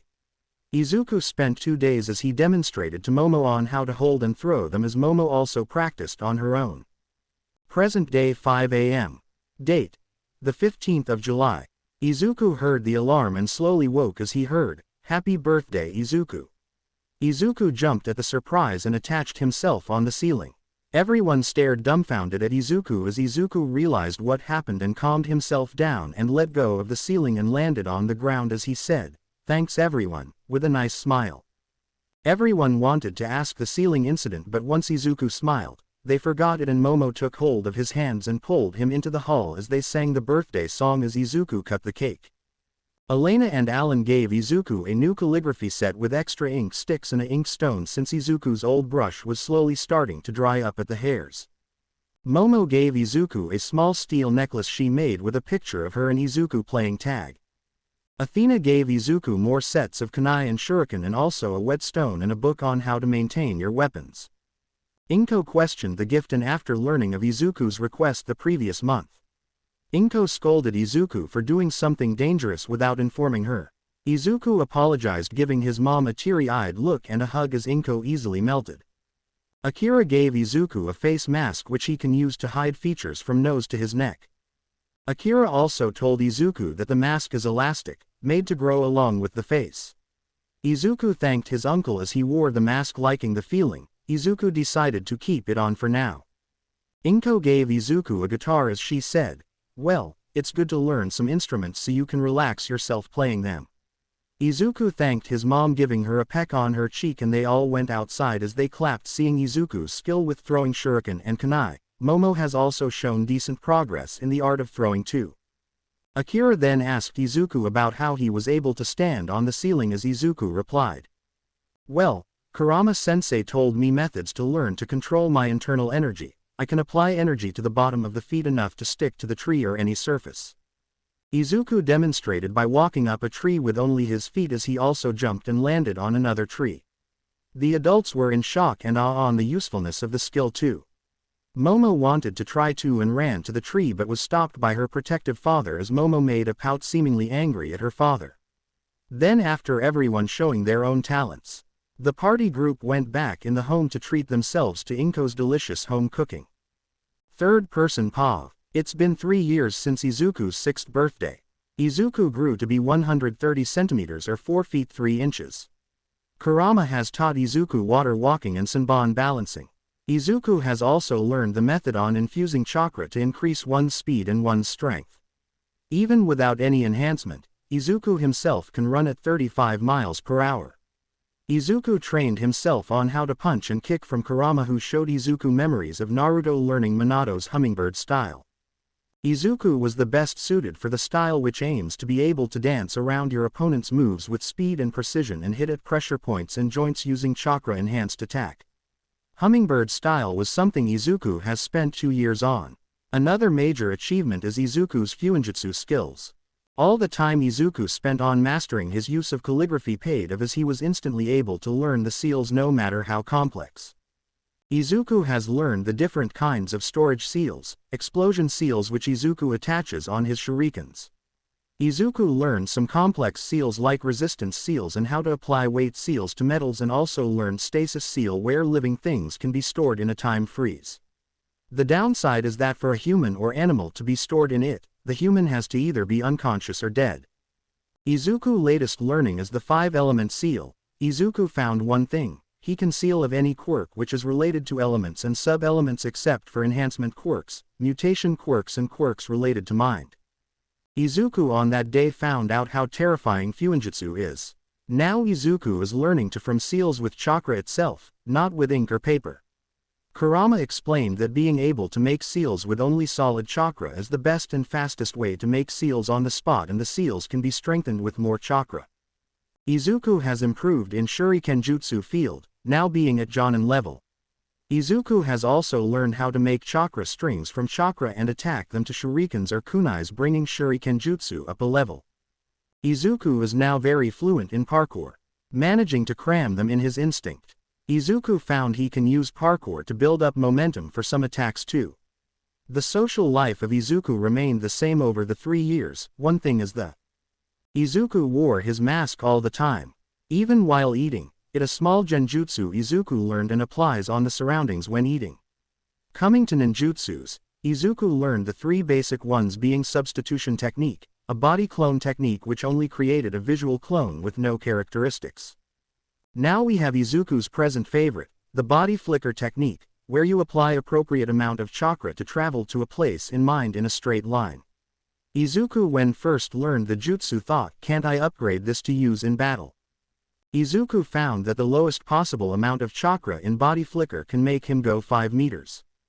Izuku hit of trees and had different injuries as he mastered his first speed-related technique he named Flash Step. Since all Izuku needs is 1 step and he disappears. The only disadvantage is that in mid-movement you can move your body to be in appropriate attack state in middle of a body flicker, but Izuku can manage to flicker to appropriate blind spots in order to attack, which he demonstrated against Kurama in a training match. 3. Izuku with age developed an innate skill of sensing people. Izuku when closing eyes can see the outline of people due to the small amount of chakra they have to live. Izuku trained upon this skill with the help of Kurama and is now able to feel the location of someone he wants wherever in the range of 20 meters. Momo has also grown alongside Izuku, still being the same height as him, as Momo still has the same personality that Izuku is thankful for, but in the face of a stranger, Momo's face becomes neutral and her tone becoming like a young lady speak. Momo has also learned Shuriken Jutsu to a high degree. Momo seeing Izuku make chakra strings to attack to his kunai or shuriken before throwing to guide them midair also has managed to make a thin, strong thread out of her fingertips to attach to the shuriken or kunai and control them. Momo has to do some strength training in order to be able to move the shuriken midair with string by just using her fingers. Momo's parents praised her at the creative mind and Izuku praised her too. Momo has learned how to use weapons over time. Momo would practice against Izuku who will use completely blunt kunais. The parents themselves got close to each other, with Athena spending a lot of time at Inko's house along with Momo when Akira is at work most of the day. They also had countless sleepovers too. Izuku and Momo grew up close to each other. Izuku told Momo about his quirk and about himself before Momo came into his life. It was an emotional night where Momo didn't dare leave Izuku alone. 9. We have Akira who has been in a mission past 2 years. Izuku has not revealed his face at all in 2.5 years and everyone is trying to get even a glimpse of it. One day after his plans died out, Akira tried to catch Izuku who would just use flash step to appear a bit away from Akira. It was funny for the girls seeing a grown man struggle to even catch Izuku. 24. Now, at present time, it's been 3 years and 3 months since Izuku has started training. Kurama held off the most important part which is strength and speed training through resistance seals, which Kurama waited till Izuku was at least 9, since by them, the body would have its first growth spurt. Kurama remembered during his time in Kushina when Minato in his late teens one day came to her and told her to apply the resistance seals on his body. Kurama then looked at Izuku's hands which have a storage seal in his right hand storing kunais and another storage seal in his left hand containing shuriken. Kurama had to admit, not carrying anything on person increases his efficiency during battle. Izuku just has to pulse a little bit of chakra and desired number or kunai or shuriken would appear in his hand. Izuku who just went through his birthday is now in his mindscape, looking at Kurama. Kurama then said, "Today, I will teach you a jutsu called Shadow Clone Jutsu. You can create actual physical clones with this jutsu. They will have the same strength as speed as your but are dispelled in one good hit. The one crazy thing about Shadow Clone is that it passes memories and experience back to original when it is dismissed. Meaning you can use it to train your ninjutsu, chakra control and taijutsu stances faster." Izuku was in awe at the description of the jutsu and asked, "Wait, can you practice fuinjutsu too?" Kurama nodded his head as he shows the appropriate hand seals to Izuku. Izuku after repeating the hand seals, produced 50 clones. Kurama then warned Izuku not to dispel them all at once. 2. Izuku nodded as he slowly dismissed them in the group of 10. Due to the shadow clones doing nothing, Izuku didn't get any headache. Kurama then said, "Use the shadow clone to apply resistance seals at LVL1 on your back." Izuku nodded as he went back to his body and closed his eyes, effectively sleeping but with his sensing abilities on full swing. Time skip next day morning. 5 a.m. Izuku woke up as he brushed his teeth and did a face wash and picked up his calligraphy set went to his training area. Izuku did some hand seals and a shadow clone came into existence. Izuku said, "Draw a level 1 resistance on my back." The clone nodded as it took a minute for it to skillfully complete the pattern. Izuku applied chakra activating it as Izuku tried walking forwards, found himself put double as much effort. Izuku said, "How long till I get used to this sensei?" Kurama then explained, "Minato took at least 2 months to train back to his normal speed at resistance level 1, but with me inside you and constantly repairing and upgrading the straining muscle, I reckon a 1.5 month. There are only 5 levels to this, meaning 5 times what have now is the limit of the resistance seals." Izuku nodded at the explanation as he walked back home. Izuku already is feeling the strain as his mother asked, "Izu-chan, why do you seem so exhausted?" Izuku explained the new training to his mother who nodded at it and said, "As long as you don't stop growing in height, I will approve." Izuku explained the details about the seals as Inko approved and Izuku had some juice and went right back to training. Izuku felt like he was training for the first time again in his life with the exhaustion he is feeling right now. Izuku can definitely feel it. I will have to go through those horrible muscle cramps again. Time skip the next day. Yep, Izuku was right. Izuku is now going through the training once again but with the cramps making it more hard. Izuku then thought, "Sensei, you said to remember the location of the cave, but we haven't gone there till now. What do we do about it?" Kurama's voice was heard as he said, "Since you mentioned Kit, we will go there today and bring some storage scrolls to store everything." Izuku nodded as he went home to get breakfast. Izuku packed some storage scrolls in a storage scroll as he turned off his resistance seal to be done with the task quickly. Izuku then put up one seal and disappeared from his place, appearing once every 400 to 500 meters. In 5 minutes, Izuku made it to the hideout. Izuku went inside as Kurama said, "Put the weapons on one scroll, the dad's jutsu side in one scroll and the mom's techniques side in one scroll, then you can put the self-created techniques in a scroll at last." Izuku nodded as he went to the neatly arranged scrolls which have dust on them and stored them in each different scrolls while naming the scrolls according to its contents. Izuku finished up in half an hour and then looked around the hideout and saw a huge claymore sword to the side. Kurama, who saw Izuku noticing the sword, said, "The sword used to belong to a strong person who taught Naruto an important lesson, the ways of a ninja. Take the sword, you can blunt it with the whetstone and be able to use it against opponents." Naruto also did store the Kenjutsu scroll for that claymore. Its name is Kubikiribocho, or the Executioner's Blade. Izuku tried lifting it, but it took his full effort and his both hands to do so. Izuku then drew another storage seal on the palm of his hand as he stored the weapon inside. Izuku then left the cave and flickered home as he entered his house and went to his room. His mother finally allowed him to move out of their joint room to a new one, even though a lot of crying from Inko and demands of hugs and kisses were made. Izuku kept the scrolls in his bookshelf and then let out a breath as he reactivated his resistance seal. Izuku then went to the training ground again as he thought, "It's time to train." Third person POV. 3 more years went by. Izuku could honestly say that the previous 5 years was the best time of his life. He has a sensei teaching him kindly and pushing him to his limits. His mom has always been the best. He gained more people he can call family, like the Yaoyorozu family and Elena Sensei's family. Elena Sensei gave birth to a baby girl 2 years ago. 3. She would bring her to their classes and Momo and Izuku would finish their classes faster and play with Mika-chan. Inko, Athena and Elena laughed at first when Izuku was torn between his way or playing with the child, but Mika-chan liked Izuku a lot as she always clung to him the most when she saw him.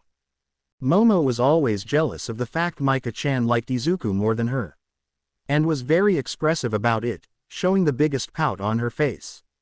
Momo and Izuku have grown to be much more closer after that sleepover where Izuku explained his past before meeting her. Akira was still on his mission of unmasking Izuku's face, which even Inko hasn't seen.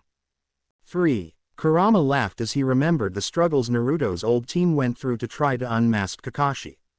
Another biggest changes in Izuku are that his hair has started becoming orange in the edges.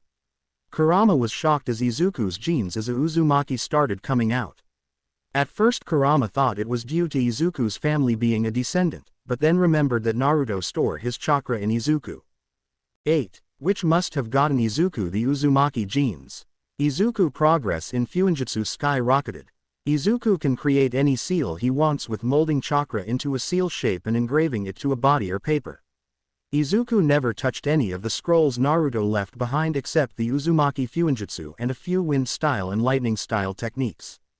Izuku tested his chakra using a chakra paper left behind by Naruto and found himself to have wind and lightning attributes. Kurama then explained elemental chakra control exercises to Izuku. Izuku, with the help of shadow clones, managed to ace the exercises which involved 8. Wind-style elemental chakra control exercises. Cutting the leaf in half only using wind chakra. Cutting a wooden plank in half using wind chakra. Cutting a normal-sized rock in half with wind chakra. Cutting a boulder-sized rock with wind chakra. Using wind chakra to push forward a car. Created by Izuku. Lightning-style elemental chakra control exercises. Wrinkling a leaf only using lightning chakra. Lighting a bulb and keeping it running for 1 hour only using lightning chakra. Using D-rank jutsus constantly to develop resistance to the damage received in return. Inko let out a tsunami for this one, constantly charging huge batteries for hours. Created by Izuku. It took 2 years even with the help of shadow clones to perfect the elemental chakra control exercises. Izuku after the exercises quickly mastered the jutsus of these elementals. Izuku learned the non-lethal ones mainly, which can be controlled to not kill. Izuku has increased his resistance seal to max and managed to achieve regular speed in the max state. Izuku also mastered the advanced forms of the hummingbird style. Izuku's main achievement was in the kenjutsu field. Izuku took the Kubikiribocho to Athena. Athena after studying the metal was able to make a match with a fusion of few other metals as she broke down the Kubikiribocho and made a new one with same shape but blunted the sharp cutting side to almost round so Izuku can cause huge damage, but not killing blows. 9. Izuku is finally able to wield the sword in one hand and lent one-handed hand signs from a scroll. Izuku practiced with Kurama to be able to use kenjutsu and ninjutsu together in battles by using one-handed signs. If there was one thing that Momo was mad about is that Izuku has finally overtaken her in height. Momo at the age of 12 stands at 5 feet 1 inch whereas Izuku is at 5 foot 3 inches. Izuku teases her about it, causes Momo to get mad and chase him around the place throwing kunai and shuriken till she runs out of lipids. Izuku wanted to engrave storage seal in Momo's hand but due to her unable to use chakra, she won't be able to use it. Momo has also become a strong young lady on her own. Her shuriken jutsu reached elite jonin levels as she practiced in using bow staff and knuckle braces as main weapons. Momo has also managed to make flamethrowers, high-pressure water cannons while using here lipids as fuel. Izuku chuckled remembering how Momo fell on her back due to not being able to withstand the force of her water cannon. 3. It has been 1 week since Izuku's mom gave him a shocking announcement. 1 week ago, Inko with a serious expression came to Izuku as she said, "Izuku, Katsuki has been finally removed from rehabilitation to attend middle school. The government said he did excellent in his rehabilitation, but they would like you to attend the same school as him. If he does anything now, it's straight to jail." Inko expected Izuku to be scared or outright deny, but Izuku just med in thought and said, "Sure, why not? I do have to join some middle school anyways." "Which school is it?" Inko was shocked at the moment by Izuku dismissing it but smiled as she said, "Somei Junior High School." Izuku med as he said, "Sure, that school does have a good name." Inko smiled as she said, "Your first day is in 1 week." Back to present. Izuku got ready to attend the orientation for the batch joining them this year. Izuku wore the uniform and packed his textbooks and sealed the backpack in his right hand. Momo stood in the room watching Izuku pack his stuff for school as she asked, "Izu-kun, do you really have to go to middle school?" Izuku could understand Momo's worries. She is still to be homeschooled till high school as she wants to join UA. Momo always had Izuku with her, so she is feeling sad that their time together is limited now. Izuku pat her head as he said, "Don't worry, the classes are only till 3 p.m. I can get home quickly in 5 minutes and we can spend time together, okay?" Momo gave a small smile as she nodded and Izuku walked out of the villa which Momo and Inko waving him bys. Izuku used a hand sign and flickered away from sight. Momo sighed. No matter how many times she sees it, she still can't believe how fast Izuku is.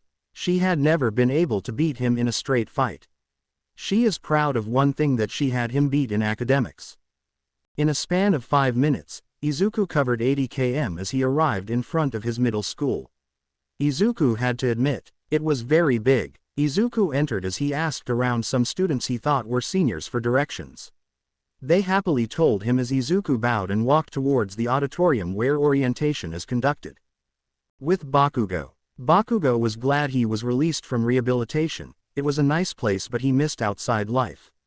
Bakugo was gonna ask where he is gonna attend middle school and found he was going to Somei Junior High.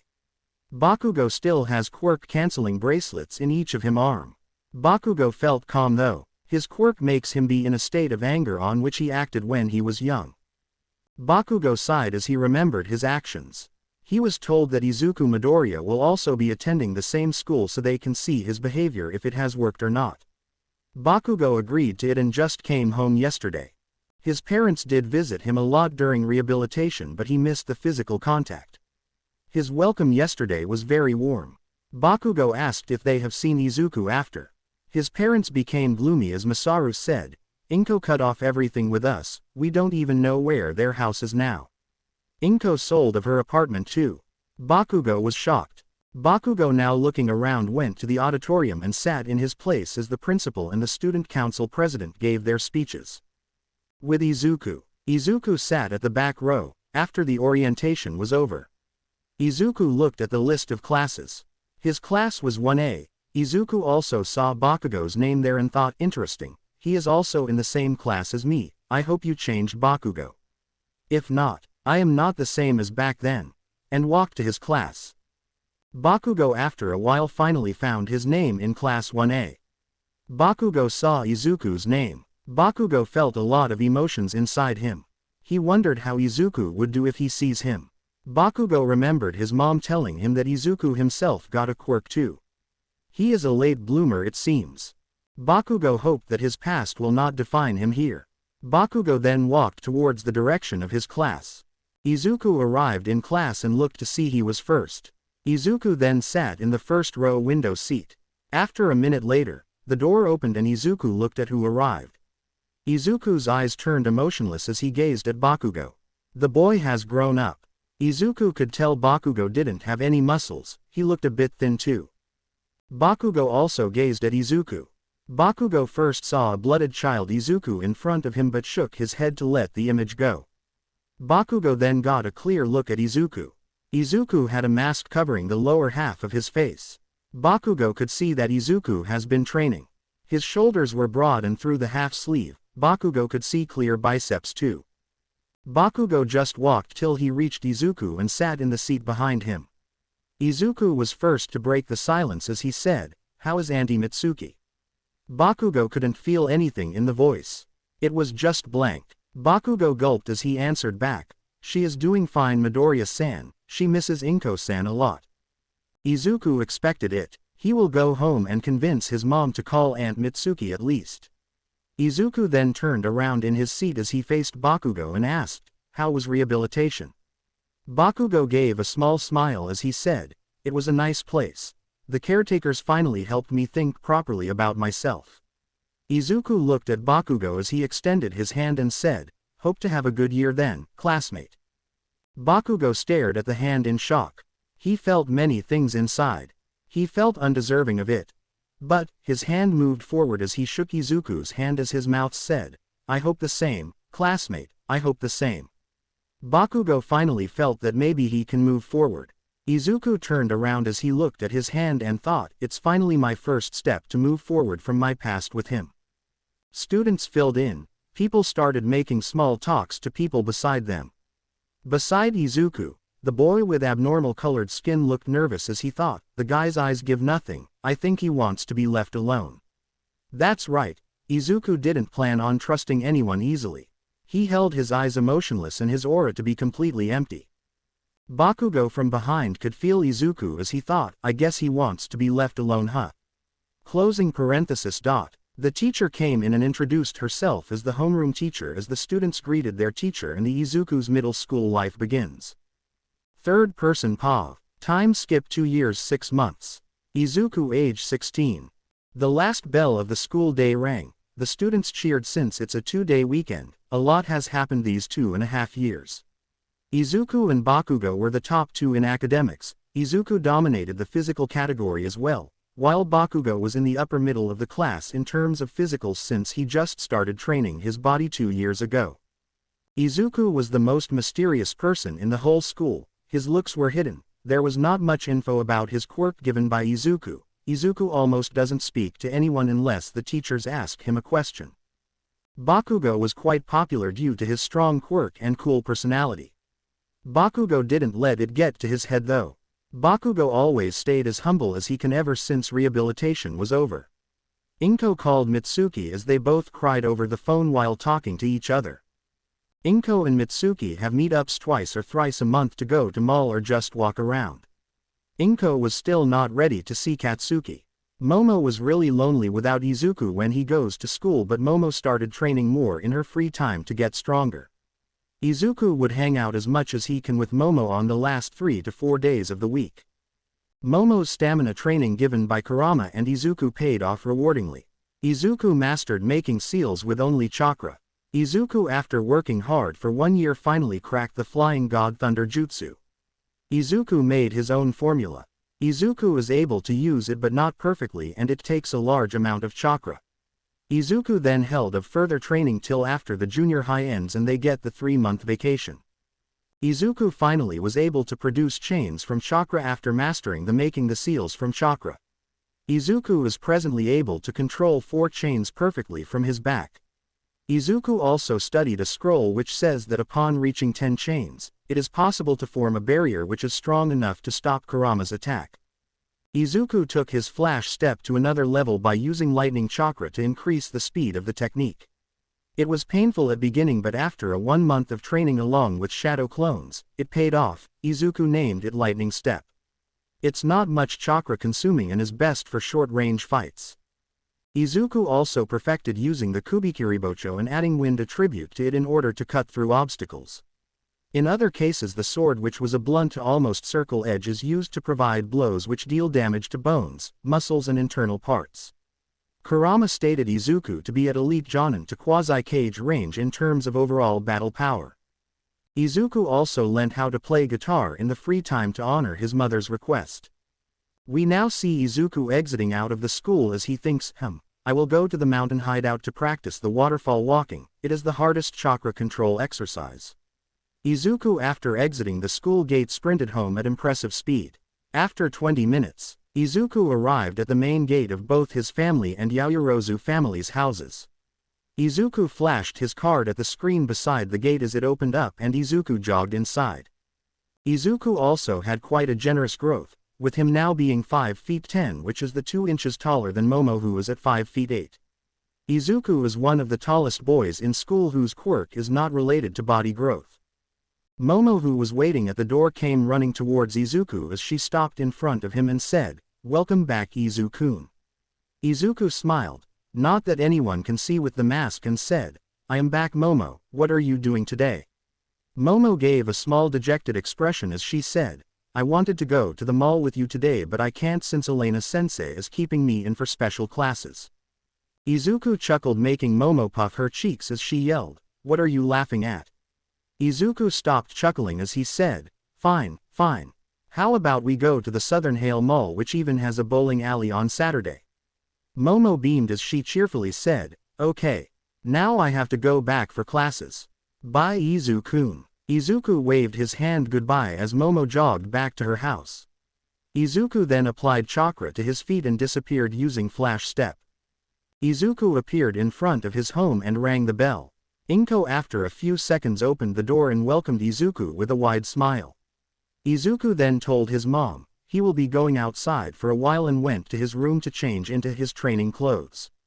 Izuku used body flicker as he appeared outside the gate and started jogging to his location. Izuku was nearing the city borders to enter into the forest as he heard a big thud. Izuku sprinted across the trees as he arrived at the spot. He saw the dragon form of one of the popular upcoming heroine named Ryukyu. Yes, Izuku is still as big of a fan of heroes as ever. Izuku loves watching new people take the stage. Izuku liked the debut of Ryukyu 2 months ago, where she protected 5 students from a villain throwing a truck at them.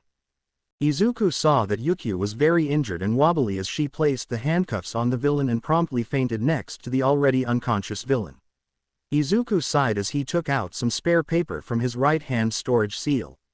Izuku took a second as he formed the stasis seal using chakra and implanted it on the paper. Izuku then placed the paper on the villain with the seal side facing the villain and then let some chakra into the paper. The villain disappeared into the seal where no time passes, preventing the body from being in any kind of danger. Izuku then held Ryukyu gently in his arms and used body flicker as he disappeared from the place. Izuku flickered to the waterfall location. Izuku entered through the wall hidden by genjutsu. After placed Ryukyu on the stone bed, Izuku then concentrated hard as he placed his hands above the worst injuries on Ryukyu. Green chakra started appearing on Izuku's hands as the same color chakra appeared on the injury, healing it at a visible rate. Izuku spent the next 2 hours doing the same as he applied some medical ointment on the light wounds and bruises. 3. The ointment was a formula from Naruto-san's wife, as Kurama-sensei said. Izuku being a bit exhausted as medical jutsus took a lot of mental exhaustion on him because he is still training in that particular field currently. Izuku just wants to learn the mystical palm jutsu and the chakra scalpel, which is another advanced form on chakra control training. Izuku after a bit of rest went outside to work on the waterfall walk. After an hour of practice and comically falling down the waterfall along with 100 clones. In the cave, the blonde heroine just woke up. She looked around as she thought, what happened? I was just fighting that guy with the gorilla quirk. I did defeat and handcuff him. Wait, don't tell me I got kidnapped by a villain group. Ryukyu remembered receiving some heavy injuries as she looked at her arms and legs. Wait, there are no visible injuries on me, and the small ones have some kind of ointment applied on it.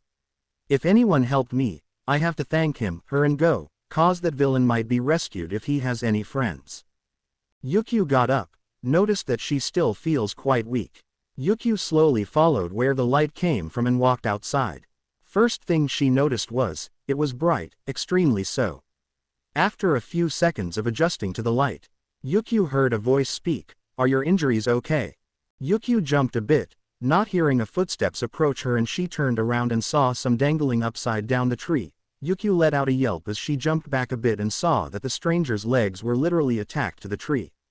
Ryukyu then remembered the question he asked and said, "Yes, I am all right, can I please know how long I was unconscious for?" Izuku looked at her for a few seconds and jumped off the tree, landing perfectly as he said, 3 hours. Ryukyu then said, "Were you the one who treated my injuries in the CA?" Ryukyu stood still shocked. She was about to point at the cave where she came from, but she sees no caves. Izuku then said, "Don't worry, you are not hallucinating. There is an illusion covering the entrance so it can't be seen." Ryukyu nodded as she asked, "Wait, if you have an illusion quirk, how did you heal me?" Izuku just tilted his head to the side as he said, "I don't have an illusion quirk, my quirk is internal energy. There is a special energy in my body which I can convert to elements and other things." Ryukyu looked in awe as she said, "Whoa, that must be such an excellent quirk." Izuku then chuckled as he said, "Might be, but yours is also quite an excellent quirk, Ms. Ryukyu." Ryukyu let out a shocked expression as she asked, "Ah, you know of me?" Izuku nods as he said, "I quite liked your debut a lot, Ms. Ryukyu. So I did follow your fights and heroic actions quite a bit." Ryukyu then said, "Speaking of fights, did you see a handcuffed Mal?"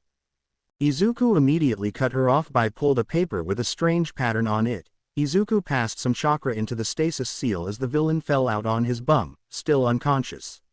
Ryukyu's jaw was hanging as she shook her head vigorously and said, "Hwa, how did you do that?" Izuku laughed mentally as he spread him arms and in a monotone voice said, "Quirk." Ryukyu face planted as she got up and huffed a bit as she said, "Fine, be all secretive and like that.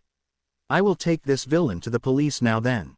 Izuku stopped her as he placed the villain back in the stasis seal and said, "You still have to rest and have a meal. That healing was using your quirk energy to heal you, you must be exhausted too." 1. Ryukyu had to agree, her legs feel like jelly. She sighed as she said, "Fine, have it your way." Izuku turned around and made a gesture for Ryukyu to follow him. Ryukyu walked behind Izuku as they both entered the room again. Izuku went through a hand sign and spit out a small fireball which lit the torches. 1. Ryukyu was about to ask about it but remembered Izuku saying he can change his internal energy into elements. Ryukyu had to admit, that is a very versatile quirk. The weird stuff with the paper and storing living beings in paper must be a part of his quirk he must have created. Izuku pulled out a storage seal paper and passed some chakra through it as he took out a few sandwiches, soda, hamburgers and some salad. Izuku took out a picnic sheet and spread it on the ground and gave a cushion for Ryukyu to sit comfortably as well. Ryukyu sat down as she ate while asking Izuku some basic questions about his age, school, dreams. After a while, it was nearly 8 p.m., Ryukyu and Izuku had relaxing conversations with each others. Both had some interesting common likes. Ryukyu got up as she stretched and said, "Thanks, that was quite a fun time for me, a good break which I haven't taken in weeks." 4. Izuku shook his head as he said, "You should definitely take more breaks, Ryukyu-san, it's good to take care of yourself too." Ryukyu then thought for a moment as she suddenly has a light bulb over her head as she said, "Well, I am still a fresh hero and don't have many friends. Why don't we share contacts and when I get breaks, we can hang out. I am sure it will be fun for me too like today." Izuku was gonna decline but after some internal debate he nodded as they shared their contact details to each other. Izuku showed Ryukyu the way down the mountain as Ryukyu called the police and Izuku released the villain from the stasis seal and turned to Ryukyu as he said, "It was a good time, Ms. Ryukyu. I have to go home now, it is getting late for me." Ryukyu gave a gentle smile as she said, "Please call me Ryuko or Tatsuma, I am not that much older than you for you to call me miss." Izuku nodded as he said, "All right then, see you later Tatsuma-san." Ryukyu waved goodbye as she said, "See you later too, Midoriya-san." Izuku held a hand sign and body flickered as Ryukyu stood there amazed at the speed, she was not even able to react to it. Third person POV. Izuku arrived home. Inko opened the door as she said in a stern expression, "Why are you so late Izuku?" Izuku knew it was trouble when his mom uses his full first name. He replied, "I found an injured hero and helped her heal so I am late." Inko had a disbelieving face but Izuku just sighed as he pulled out his phone and shown a selfie of him and Ryukyu during their mini picnic. Inko's expression softened as she smiled widely and said, "I am glad you are making another friend Izuku." Izuku just hemmed in response and both went to the dining room for their dinner. Izuku then explained in detail about what happened as Inko listened carefully. Inko then said, "You know, I met this lovely woman named Rei in my shift today. She was put in the mental asylum even though she is gentle and nice. We made a nice conversation and somewhere along the way she mentioned that her son will also enter try to UA through recommendations. Maybe you will be in the same class." Izuku nodded slightly as he said, "That is a possibility. I can try to make friends, but I don't wanna expect too much." Inko nodded. She knew Izuku took his own time to trust people. She is already amazed by the fact that he met Ryukyu and is comfortable enough to call her a friend. She was happy on this development. After finishing dinner, the mother and son went to their respective rooms and turned in for the night. Momo saw a message on her chat between Izuku and herself. She saw that it was a selfie of Izuku and a heroine who she recognized as Ryukyu who was one of Izuku's favorites. Momo let out a smile as she saw the friendly closeness in the selfie. She thought, "It's finally time you started to move on huh?" The next morning, Izuku done with his morning routine including training is now making his to Momo's house so they can go to the Southern Hale Mall to hang out. While walking Izuku was thinking whether or not to invite Ryukyu or not. It was a break day for her today. Izuku then decided to invite Tatsuma-san at the end. This might be a good chance for Momo to make a new friend maybe. Izuku did see a few similarities on how both Momo and Ryuko carry themselves. Izuku can guess Ryukyu might be from a high-profile family or clan. Izuku went to contacts on his phone and after selecting Ryukyu's number, he pressed call. After a few rings, a voice came through the phone, "Midoriya-san." "Good morning." Izuku in a bit of a gentle tone replied, "Good morning Tatsuma-san, you mentioned you have a break today. So I thought I could invite you to go to the Southern Hale Mall with myself and my friend Momo, whom I talked to you about." Tatsuma realized who the person was and replied on phone, "Ah. Momo-san, I would like it, I do have nothing to do today. And I should probably get some new clothes for casual wear as well, a fellow female's opinion would be nice." Izuku let out a hem as he said, "Well, seems like you were in then. We will meet at the mall as 10 a.m. then." Ryukyu's voice replied, "Sure Midoriya-san, see you there then." Izuku replied, "See you there too Tatsuma-san." Ryukyu ended the call to get ready as Izuku who just arrived at the front door of Momo's house rang the bell. Athena opened the door as she smiled seeing Izuku and said, "Ah. Izu-chan, you must be here for the hangout with Momo then, she will be ready soon, why not wait in the lounge, Akira is there too." Izuku nodded as he gave a small hug to his aunt which she cheerfully returned and went towards the lounge. Arriving at the lounge, Izuku was Akira reading the newspaper as he greeted, "Hey Uncle Akira." Akira hearing a familiar voice put the newspaper down as he stood up and said, "Izuku. It's been a while since I saw you. What are you doing today?" Izuku then said, "I am going to the mall with Momo and another friend I made yesterday." Akira made a smile as he said, you finally made a new friend, huh? Thought that day would never come. Izuku rolled his eyes as Akira laughed. Akira then suddenly reached out to grab Izuku's mask. Izuku just stopped Akira's hand as he held it up and said, "Nice try, uncle, you seem to be getting slower, maybe due to age." Akira had tics forming on his forehead as he started chasing Izuku around the room to try to get the mask off and see his face. Athena, who entered the room a few seconds ago, laughed at her husband's failed attempts. This was the scene Momo was greeted with as she came down. Akira was finally exhausted as he was panting while Izuku just greeted Momo as if nothing happened. Akira got up with newfound determination as he swore, "One day. I swear to see that face one day." The rest of the room occupants, including the maid, sweat dropped at the sight as Momo and Izuku chuckled, and after saying goodbye, both left the house to walk to the nearby bus station. As soon as they were out of the gate, Izuku, who was walking next to Momo, said, "BTW, I invited Ryukyu to come with us too, hope you don't mind." Momo gave an excited smile as she said, "The women in the selfie you sent yesterday, I hope we can get along well.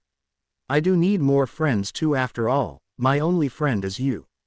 Izuku nodded as he said, "I thought the same. Ryukyu seems to carry herself elegantly like you, and both your manner of speech are similar as well. I thought you will get along." Momo nodded at Izuku's explanation as she was excited at the prospect of hopefully making a new friend today. Time skip 10 a.m. Izuku, who was wearing a black t-shirt with white collar and shoulder line as well as blue denim jeans, along with Momo, who was wearing dark blue jeans with a loose crimson-red t-shirt with a black collar and shoulder line. All in all, they both looked like normal teenagers out on a hangout. They both arrived at the entrance. Izuku heard a voice yell, "Midoriya-san." Both Izuku and Momo turned around as they saw Ryukyu jogging up to them. Ryukyu had her hair settled on the side with both eyes visible instead of only one due to her hero costume design. Ryukyu wore a black t-shirt with a silver hoodie over it and the zip of the hoodie was open. She also had black denim jeans to go with the hoodie. Ryukyu, who just arrived in front of Izuku, let out a small breath as she said, "Sorry, I was a bit late. I didn't realize I was waiting at the second entrance instead of the main one." Izuku and Momo chuckled a bit as Momo replied, "It's fine, Ryukyu-san, we both just arrived ourselves." Ryukyu turned her attention to Momo as she held out her hand and said, "Ah, you must be Momo-san, Izuku told me a lot about you yesterday." Momo accepted the handshake as she said, "My full name is Momo Yaoyorozu, it's a pleasure to meet you, Ryukyu-san." Ryukyu smiled as she said, "My name is Ryuko Tatsuma, it's a pleasure to meet you as well. You can call me with me name in public, I am not in my costume after all." Momo nodded as she said, "Very well, Tatsuma-san, should we get going then?" Ryukyu nodded as the three entered the mall. Izuku, leading the group, said, "Since it's still the early hours in the mall, let's go to bowling first, there might be a big line afterwards." The girls nodded as they took the escalators to the 5th floor. They arrived at the game center. It was fairly empty with a few teens and young adults around on the arcade machines. The three went to the counter as Ryukyu said, "Excuse me, we would like to book a row of bowling for the three of us." The man at the counter nodded as he typed in the game setting in the particular row and said, "Your row, the second one from the right.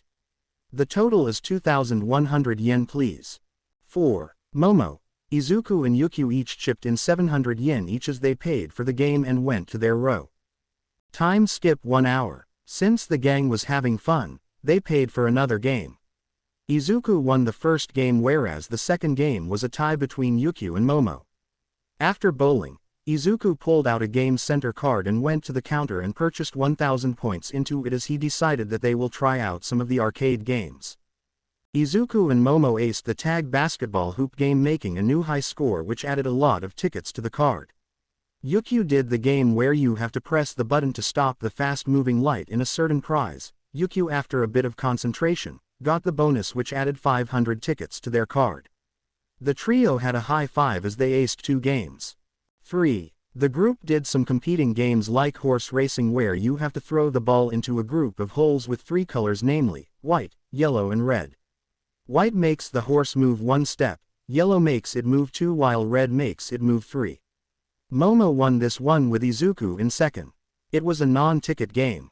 2. Then Momo and Ryukyu decided to tag team and play the throw ball game where you hit a target hard enough with the ball to topple it over.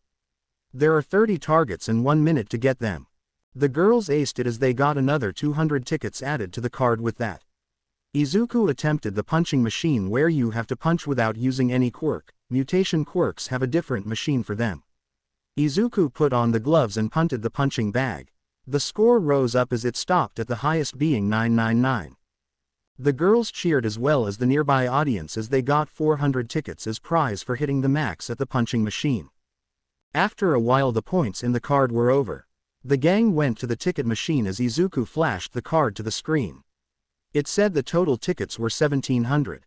Izuku let out a silent cheer while Momo and Ryukyu high-fived from behind. The gang went to the ticket exchange counter and got a set of 3 bracelets for 1500 tickets. Izuku took the black one whereas Momo took the silver-colored one and Ryukyu happily accepted the gold-colored one. The trio wore their bracelets as they took a selfie showing the bracelets. Momo and Ryukyu were complimenting the design of the bracelets while Izuku checked the time and saw it was lunchtime. Izuku then said, "Momo and Tatsuma-san, let's go have lunch, it's almost 1:30 p.m. Momo looked at the time as she said, "Sure, I am started to feel hungry too now that you mentioned lunch." Ryukyu also nodded as Izuku said, "Tatsuma-san, you can choose a place for lunch then." Ryukyu thought for a bit as she said, "Why don't we go to sushi restaurant owned by Lunch Rush? I heard it opened a branch in the mall recently." Izuku and Momo instantly agreed after hearing that the restaurants were owned by Lunch Rush. Ryukyu took the lead as Izuku and Momo followed her to their next destination. Third person POV. Our group of 3 exit the sushi restaurant as Ryukyu says, "My, that has to be the best sushi restaurant I have ever gone to." Momo nodded as she added, "I agree, never have I had such sushi even through the pro chefs who were invited to cook at parties." Izuku's sweat dropped at Momo's habit of unintentionally gloating her wealth. Izuku sighed as he said, "As much as I hate to say this, the sushi were better than the ones my mom cooks." Momo had stars as she said, Oh, I remember that time, Aunt Inko invited me and Mom too, I really liked that sushi that Aunt Inko cooked." Ryukyu listening to the two said, "My, must be quite a good cook if you were praising her cooking Momo." Momo nodded excitedly as she said, "Yes, Aunt Inko can cook many cuisines, me and Izuku always joke around her that she should start a restaurant." Izuku chuckles as he says, "That just leaves Mom flustered and unable to talk at the end." Momo laughed lightly remembering her aunt's tendencies as Ryukyu says, "She sure sounds like someone I would very much like to meet." Izuku hemmed in thought as he said, "Maybe in near future Tatsuma-san." The group then walked into women's clothing section. Izuku respectfully decided to wait in the small lounge area provided. After making Izuku judge a number of Momo's clothes, making the nearby women smile at what they thought as a couple, Momo decided on 3 outfits. Meanwhile Ryukyu shopped on her own and decided for 2 outfits. Meanwhile the other one is a silver hoodie with black jeans and white t-shirt. The girls went to the counter and paid for their clothes as Ryukyu suggested, "Why don't you get some clothes too, Midoriya-san?" Izuku felt chills as he met Momo's fiery gaze as she took hold of him and said, "I am not missing the chance to make you buy some clothes this time, Izuku." Momo promptly dragged Izuku with Ryukyu smirking looking at Izuku who gave her a glare while being dragged by Momo. Momo dragged Izuku into a well-known men's clothing store as she released Izuku and looked at him sternly and said, "Now, you will either choose a few outfits or Tatsuma-san and I will do it for you." Izuku saluted as he dashed to a brand to see if there are any ones he likes. After 10 minutes, Izuku came back with 3 outfits as he said, "These are the only ones which caught my attention." Ryukyu then said, "Try it on and show us then." Izuku nodded as he went into the trial room. Izuku then did a turn and said, "How is this one?" Momo smiled as she said, "Interesting choice, the pants even being a shade of orangish brown suits the t-shirt well." Ryukyu decided to tease a bit as she said, "You only got the t-shirt because of the inscribing of All Might, right?" Izuku rubbed the back of his neck as he said, "Busted." With a close eyes smile. Izuku then went back in and after 4 minutes came out in an oversized sweater and blue cotton pants. Ryukyu first commented, Interesting choice, it makes a warm atmosphere around you. Quote. Momo nodded as she added, and the colors really suit you too. But why the oversized one? Izuku rubbed his hands together as he said, comfy. The girls stared blankly at Izuku, who was in his own world enjoying the warmth. Momo clapped her hands in front of Izuku, pulling him out of his daze as she said, well, show the final one. Izuku nodded as he lazily went back in. Ryukyu chuckled as she said, I never thought Midoriya's favorite were warm sweaters. Momo humphed as she said, you should have seen last winter. Izuku was practically hibernating for except his training time. Ryukyu chuckled at her own image of a chibi Izuku wrapped in oversized blankets. Izuku then came out in his final outfit of choice. Ooh. Both girls dragged out their surprised sound as Ryukyu said, this is definitely the one which suits you the most, Midoriya. Momo nodded vigorously as she said, it seriously looks like it's made especially for you. Izuku gave a smile as he went back to the trial rooms and changed back to his normal outfits and went to the counter to pay for the clothes. After buying the clothes, Izuku saw a music shop on the other side as he said, hey, let's check out the music shop there, I see some instruments as well. The girls gave their agreements as the group walked over and entered into the shop. The shop was definitely bigger than they thought. Izuku saw a guitar and piano on display as he asked the counter person, excuse me, can we try out the piano and guitar? The counter person gave their agreement as Izuku and Momo made their way to the instruments. Izuku looked at Momo as he asked, remember that tune we practiced a while ago? Quote. Momo thought for a bit and said, yep, we did spend a week on it. Izuku nodded as he said, let's give Tatsuma-san a show then. Momo smiled in agreement and sat in front of the piano while Izuku took hold of the guitar. This gathered the attention of someone who was checking to see if there are any new labels. A few people in the store stared at the duo who played their tone. Ryukyu was impressed as she clapped with a wide smile at the end of it as she commented, wow. Midoriya-san and Momo-san, you both did so well. Momo gave a smile in return as they heard another voice say, yes, that was in perfect sync too, you both did really good. The gang saw a girl who was 5'5" and handsome facial features with purple hair and black eyes which looked half-lidded. Izuku replied, thanks for the compliment. The individual said, it's no problem, I am HarshaJirou, it's nice to meet some fellow musicians my age. Momo gave a beaming smile as she said, I am Yaoyorozu Momo. It's good to meet you too, and these are my friends Izuku Midoriya and Ryuko Tatsuma. Izuku and Ryukyu waved and greeted at Jirou, who waved back. Izuku then asked, do you lay any instruments to Jirou-san? Jirou with a small smile nodded as she said, I can play many ones like triangle, guitar, bass, keyboard and violin. Momo gave an expression of awe as she leaned closely to Jirou and said, wow, that is so cool. You must be planning on becoming a musician then. Jirou laughed a bit at Momo's enthusiasm as she said, haha. But no, I want to become a hero and a singer and musician too. The others looked shocked as Ryukyu said, but, won't that make it very exhausting and busy for you? Jirou gave a wide smile as she said, if I am able to make someone smile at the end of the day, it's all that matters. The three looked at Jirou in a higher light as Momo began excitedly talking to Jirou. Izuku and Ryukyu occasionally joined in. Momo was very excited to talk to Jirou. She felt that both of them are quite similar in their goals too. After a while, the group shared their numbers with Jirou as Jirou left them to go home. Izuku after Jirou left looked at the time and saw it was 5 p.m.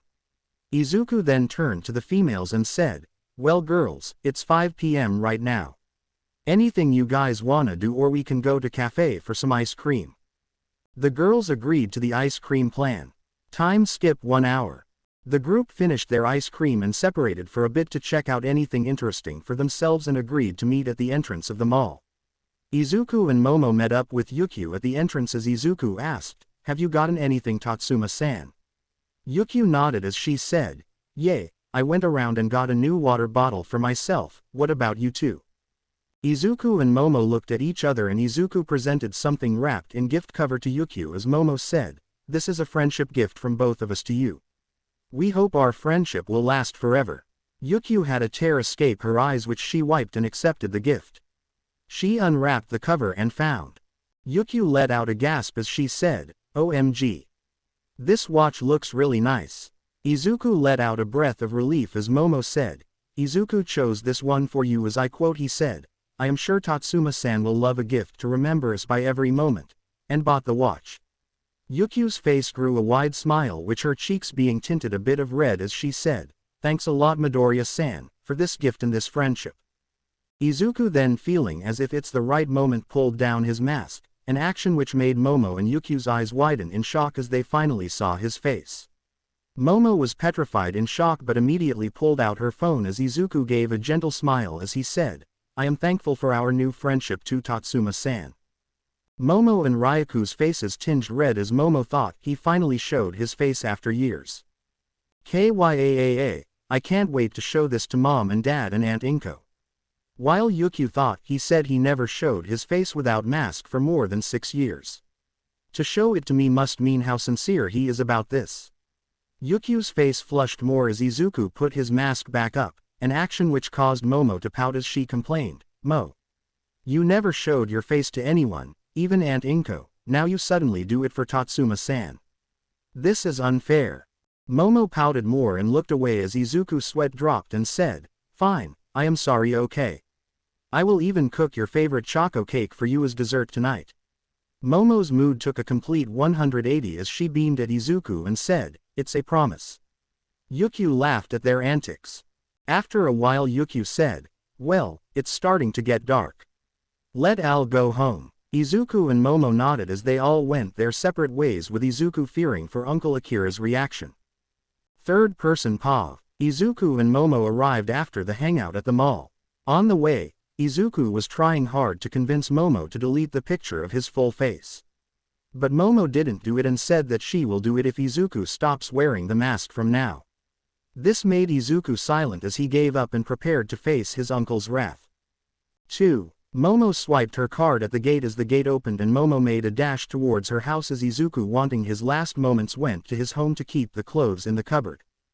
Momo's POV. I am so exited to show this pic to my parents.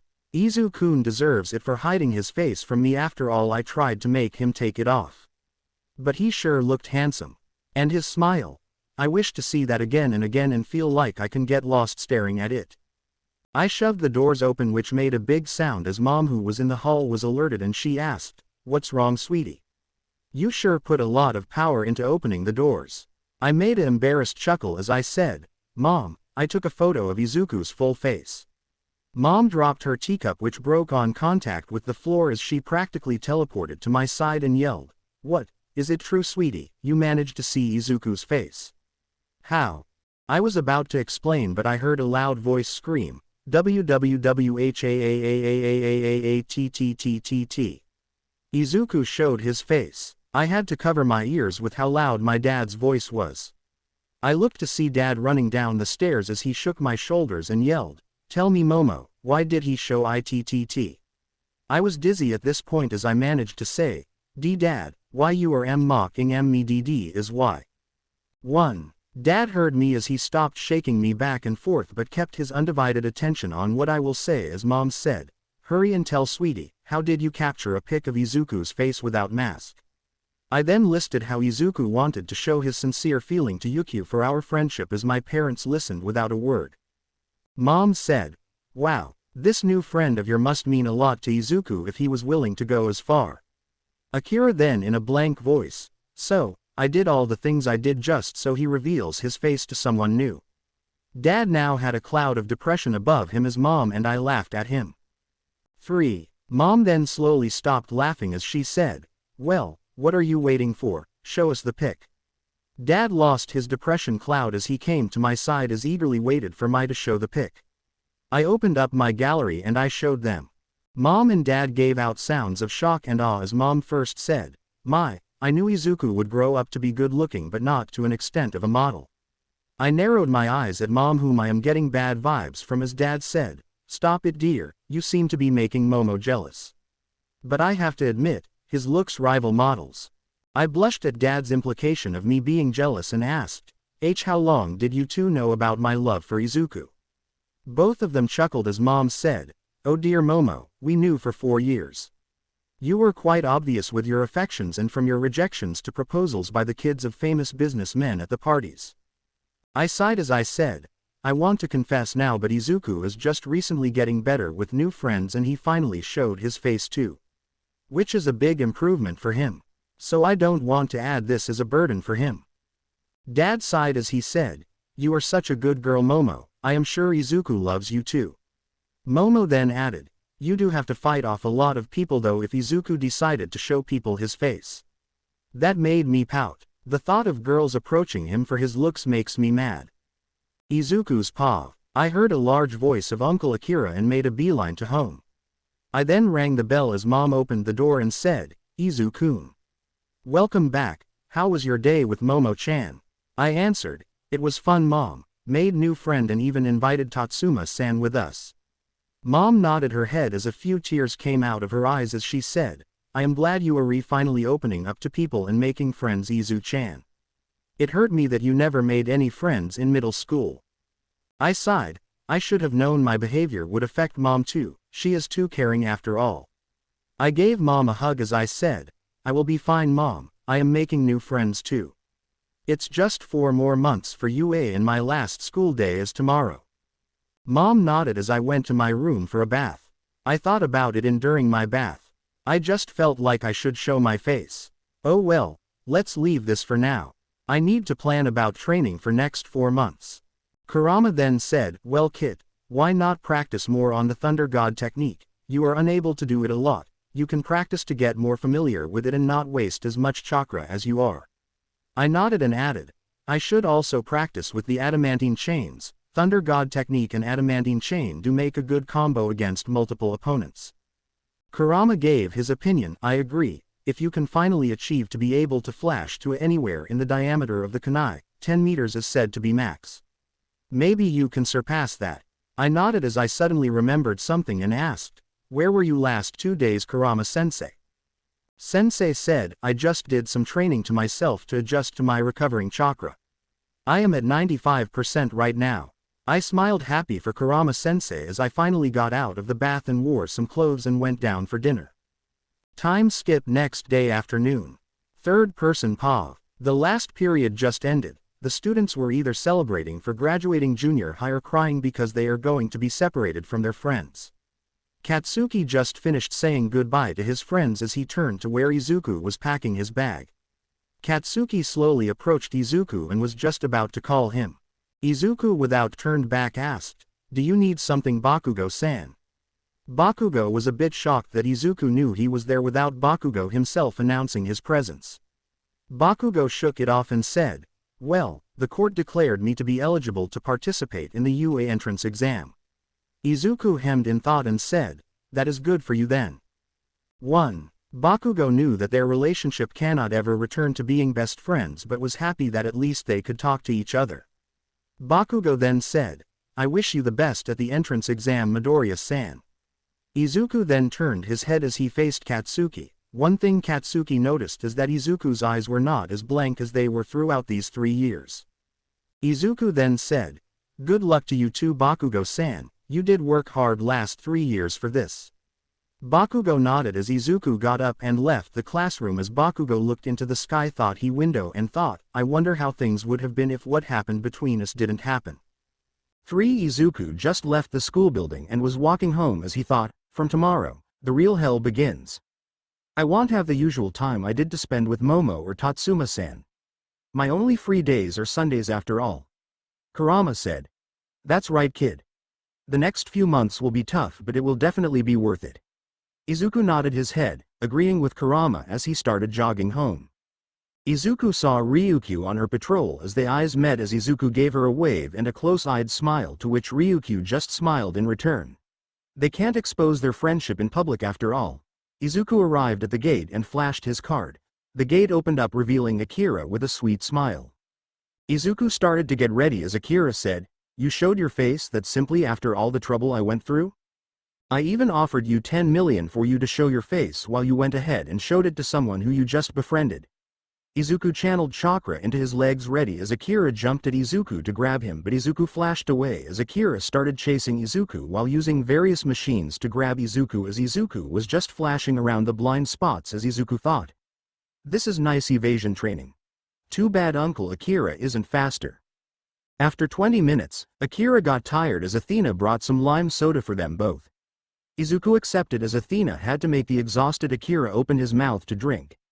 Izuku chuckled as he flickered away to his house. Izuku opened the door and went aside and remembered, oh yay, Mom is on her evening shift today. Inko was just bored staying at home, so she is working part-time as a nurse for 3 hours a day.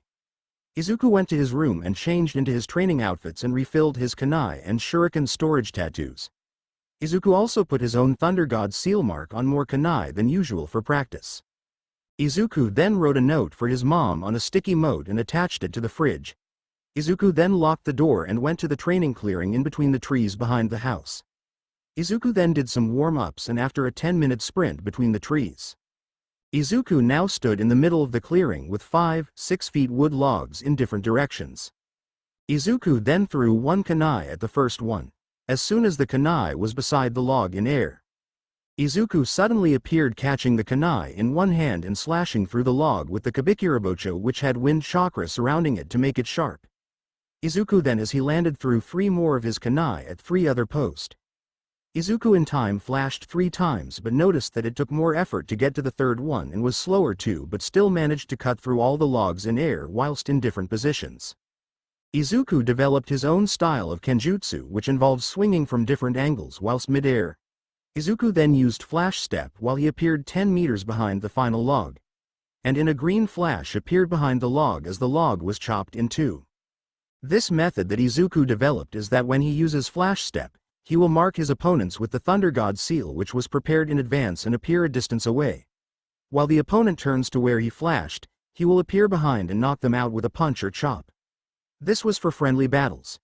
In villain battles, Izuku will at least smash their head to the ground. Izuku then thought, I am able to do Thunder God at level 1, but the chakra consumption should be trained. As for level 2, which is flashing to multiple kunais in the same area, this technique takes less chakra and is effective for group fights, but I am only able to get 4 at a time. I should improve that. This is my goal for 4 months, along with able to use more adamantine chains. My other priority is to make lightning step more controllable so I can move mid-step to apply the Thunder God seal to my opponents. Izuku then gets up as he says, Yash, time to train so hard that Kurama sensei will be scared. Third person POV. 4 months later. 40 logs were seen in front of a person as the said person throw a kunai with a seal on it and forms hand signs and says, Kunai Shadow Clone Jutsu. The kunai multiplies into 80, and as the kunais were near the logs, a green flash was seen around the wooden logs, and a second later, the multiplied kunais disappear as a 6 feet tall man appears next to the real kunai and grabs it with one hand while his other hand is seen holding a huge clover sword. The wood logs then suddenly get cut into 2 and fall to the group as the person lands on the ground. Izuku loosens his muscles as he thinks, so, 80 is my limit for now, huh? Not bad. I think that is quite an achievement in 4 months. In his mind he hears, that is a lot of improvement in using Thunder God technique kit. Now, let's see how you are with the chains. Izuku nodded and instantly 10 chains appeared on his hands, each chain connected to 1 finger. This was something Izuku worked really hard on. To be able to summon the chains from his hands instead of back. Well, mainly due to not wanting to buy clothes every time the chains tear through them. 2. Izuku has full control of the chains using his fingers and has practiced to form the adamantine chains barrier, which is achieved after being able to master 10 chains. The barrier is formed when the chains are positioned in a circular position around an area and Izuku passes chakra through them to form a barrier. Izuku knows a weakness of the chains. Unless he is able to catch the enemy by surprise, there is a chance that they might be able to dodge the chains. So, Izuku's aim from here is not to increase the number but perfect his control over them. Izuku then started using the chains like a whip, hitting the ground, constantly engraving marks on it. Izuku knew how deadly strong the chains were. Izuku swore to never use them against an ally unless it is for saving people. Kurama nodded as he said, Good kid, you got decent control over them. Now to see how much your lightning step progressed, and we are ready for the exam. Izuku nodded as lightning arcs sparked around Izuku's legs as Izuku disappeared and appeared behind the already cut down logs and cutting them more. Lightning step is his fastest move if he is in a one-on-one fight. But against a number of people, Thunder God level 2 is his go. Izuku trained physically more too. He removed the resistance seals at the beginning as they can no longer help him. Izuku also stopped with the weights. Kurama then said, "Well kid, now for the final. To see if you mastered the Chidori sword."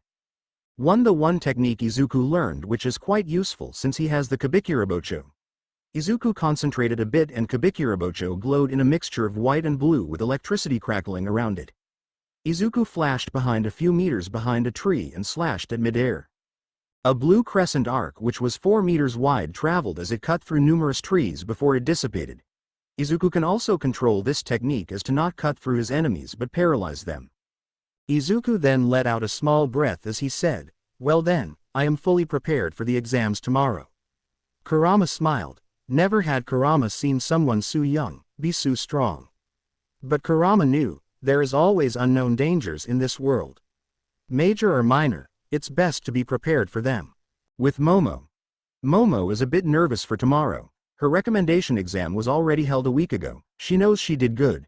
She even got first in the obstacle race, and just behind her was a guy with a wind quirk, and third place was a boy with half white and half red hair. Momo won because she made rollerblades powered by a small thruster. Momo practiced all kinds of means of transportations which are allowed for her age and was good with all of them. And her balance is top tier after taking some advices from Izuku. Thinking of Izuku, Momo sighed as she thought, "These 4 months, we only hung out a few times as Izuku spent all the time training. But at least I got to spend more time with Tatsuma-san and Jirou-chan." Yep.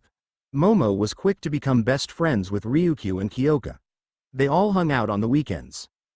Ryukyu missed Midoriya as she only got to hang out with him a few times.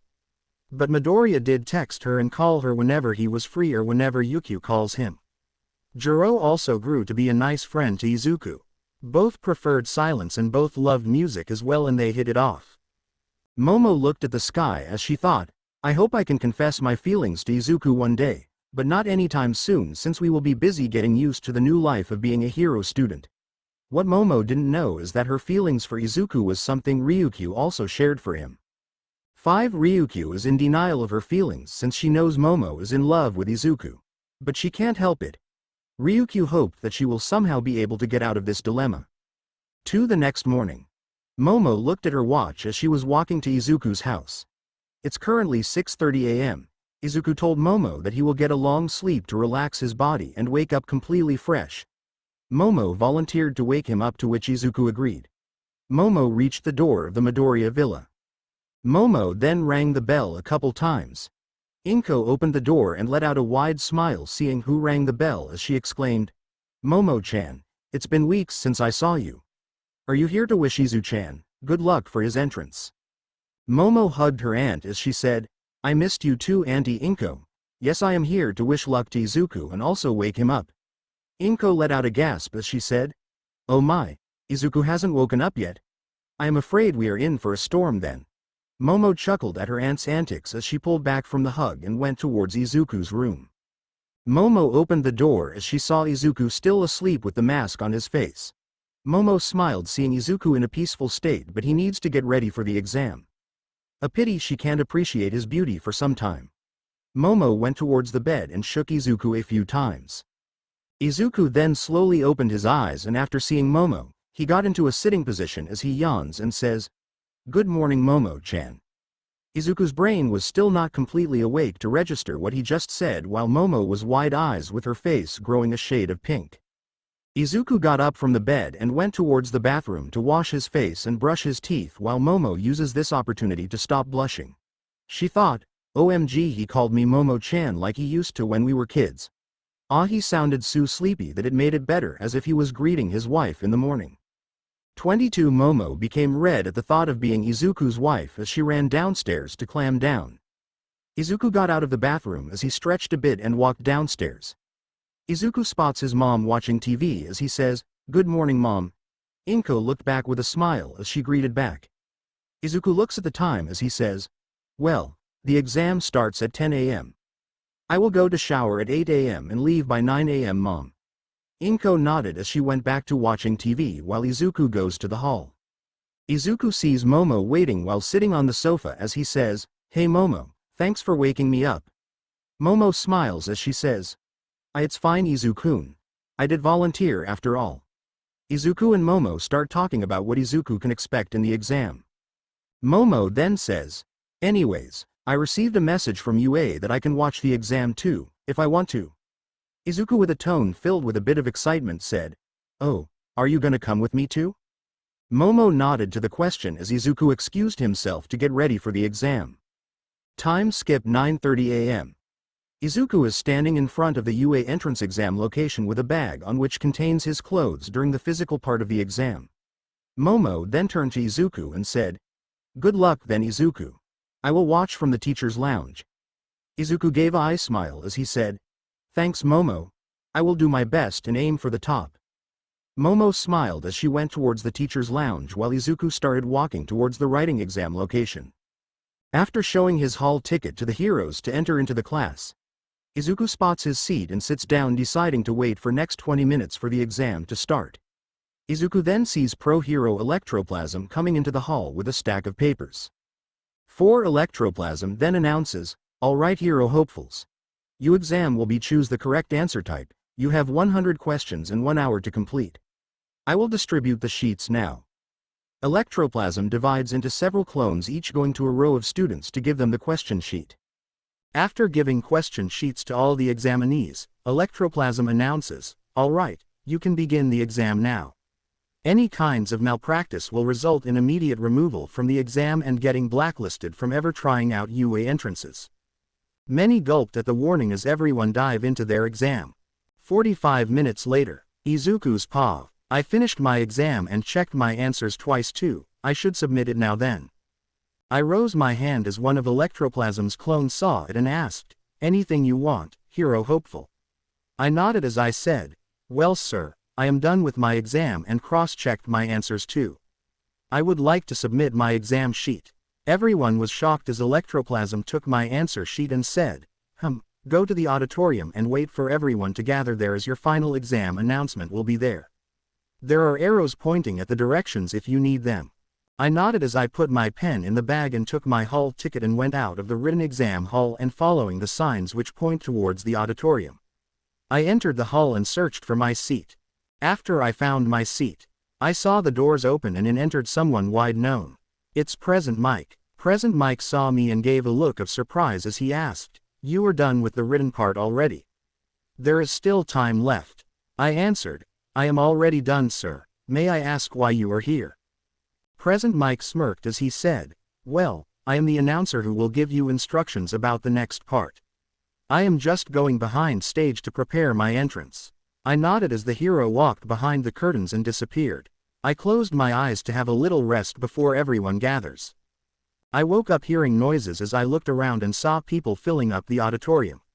I looked to the right of me and saw a girl with green vine-like hair with thorns. The girl seems to be praying to God it seems. Well, I won't disturb her since everyone has their way to cope with their fears. Present Mike then appeared onto the stage with a burst of smoke. Present Mike then said, "Alright hero hopefuls, can I get a?" The entire auditorium was silent. I felt pity for the hero, but yelling is not my forte. I prefer the silence. Present Mike went on with explaining about the 1, 2, 3 pointers as well as what they look like. Present Mike was interrupted by a decently tall hopeful with glasses and blue hair. He was shaking his hands up and down as he asked questions to Present Mike. 2. Present Mike then explained about the 0 pointer and how there is no significance in battling it. I just accepted it. Present Mike then said to look at the zone letter given in the hall ticket. I am in zone A it seems. I then exited the auditorium along with the rest as everyone got into their respective buses which leads them to their zone. Each zone has 10 buses going to them. After 10 minutes, we got down from the bus and saw a huge wall running across, to seemingly endless. UA must be very rich to be able to actually use a city-sized zone. And there are multiple of it. In the faculty room, third person POV, there were 26 heroes in total along with Principal and Momo. Each hero was assigned to a zone to watch out for promising ones. Nezu turned to Momo as he said, "Well, Yaoyorozu-san, you are the only one from the recommendations who accepted to watch the normal entrances. May I know why?" Momo gave a small smile as she answered, "Because my friends are in this too. And I know they will do their best." Nezu just hemmed in acceptance as Midnight decided to tease a little as she said, "Ah, how cute, is one of them your crush?"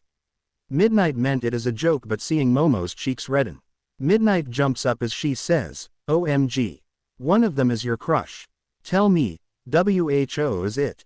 Midnight was pulled back by Present Mike as he said, "Now Midnight, leave the poor girl alone. You need to judge." Midnight pouted but reluctantly accepted and went back to her section. Electroplasm clones then arrived at each zones. Izuku's POV. I saw a electroplasm clone appear as it said, "When the gates open, the exam begins." I was already done with the warm-up. I sensed the area already and saw that most of the robots were in the far northwest corner. The others will concentrate to get points as soon as they can so I can have that area to myself. I saw the doors open as I immediately dashed out. I then made a ram sign and flickered towards my spot. After a few seconds, I appeared on top of a building. I saw a numerous number of robots. They all seemed to have located me as everyone started gathering at the bottom. I then took out my Kubikiribocho from the seal and unsealed a Thunder God Kunai. I then threw it and immediately went through hand signs and mentally yelled Kunai Shadow Clone Jutsu. The Kunai I threw multiplied into 100 as some already hit the robots, making a hole and killing them as they embedded into the ground. I then got ready. In the teacher's lounge, Midnight was observing Zona as she saw a hopeful suddenly teleport to one of the zone corners. Midnight let out a squeak of surprise as she said, "Nezu, I think we have a student with a teleporting quirk here." Nezu, who was intrigued, came to the screen and saw the hopeful on top of a building as he brought out a sword out of nowhere. Nezu, who was confused, said, "He has multiple quirks." Momo then answered, "No sir, that boy is Izuku Midoriya, he is one of the friends I was talking about. His quirk is a sentient quirks which mutated his body to be able to use something called internal energy.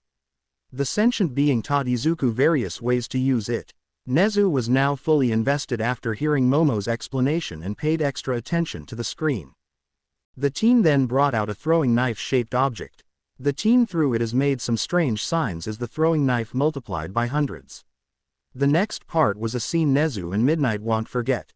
All they saw was a green flash appearing all over the robots. In a few seconds, the teen appeared on the last throwing knife as Nezu and Midnight had their jaws open as all the robots were cut in pieces. The boy alone got 150 points. The highest in history in just 2 minutes since the exam began. Midnight then yelled, "What was that? That speed is unreal. Nezu, this is unbelievable." Nezu calmly answered, "I know Midnight, I saw too. Looks like we got ourselves a promising student." Midnight dumbly nodded. Back to Izuku. Izuku's POV. After slashing through the robots, I knew that would be enough score and am now running back to the main area to see how others will do. After seeing a tall building, I flickered on top of it. I then stood on the edge and saw the students fight the robots. I saw man-hopefuls were just running around doing nothing. I felt pity for them. They must not have any combat-related quirk. 11 minutes passed as I felt the ground shake suddenly. I turned to the left and saw a giant robot, at least 200 feet tall, going towards the area with most students. That must be the 0-pointer, man, that is big. I was not gonna bother with it until I felt a presence not moving at all, and it was in the way of the 0-pointer. I turned back around and saw the green vine-haired girl who sat beside me, down stuck in rubble as she was desperately trying to use her vines to escape. I immediately used Flash Step as I appeared beside her. I enhanced my hands with chakra as I was able to remove the boulders. I saw that the girl's leg had a lot of bruises and her ankle was a bit twisted too. I then held her in my arms as she tightened her grip on me. I then ran with enhancing my chakra. Using Flash Step is not a good solution since she might vomit from it or pass out. I then gently placed her down near the entrance. The girl cried as she said, "Thank you. Thank you for saving me." Nobody tried to help and everyone ran away. You were the only one who helped me. I don't know what would have happened to me. The girls cried as I said, "Don't worry, you are fine. Just wait here, okay? I will take out that big-ass robot. I am pretty sure it malfunctioned." In the teacher's lounge, Nezu, seeing the girl stuck under boulders in the way of the zero-pointer, said, "Quick Midnight, press the emergency stop button." Midnight pressed it but the robot still kept moving. Midnight then yelled, "Shit. The emergency malfunctioned. Nezu, what do we do?" Nezu looked down in sorrow as he said, "We are too far away, we can't do anything now." They then heard Momo say, "Don't lose hope, sir. Watch the screen." The other heroes also came to check the screen as they heard Midnight yell. They all saw how a tall teen with a mask covering his face from below the nose as he appeared right beside the stuck girl. With incredible strength lifted the rubble and gently held the girl and sped away right in time to avoid being crushed. They all saw with agape mouths as the teen zoomed to the starting gate and placed the girl there. They heard the encouraging words as All Might said, "Such a heroic soul the boy has. And his speed, it's on a whole new level."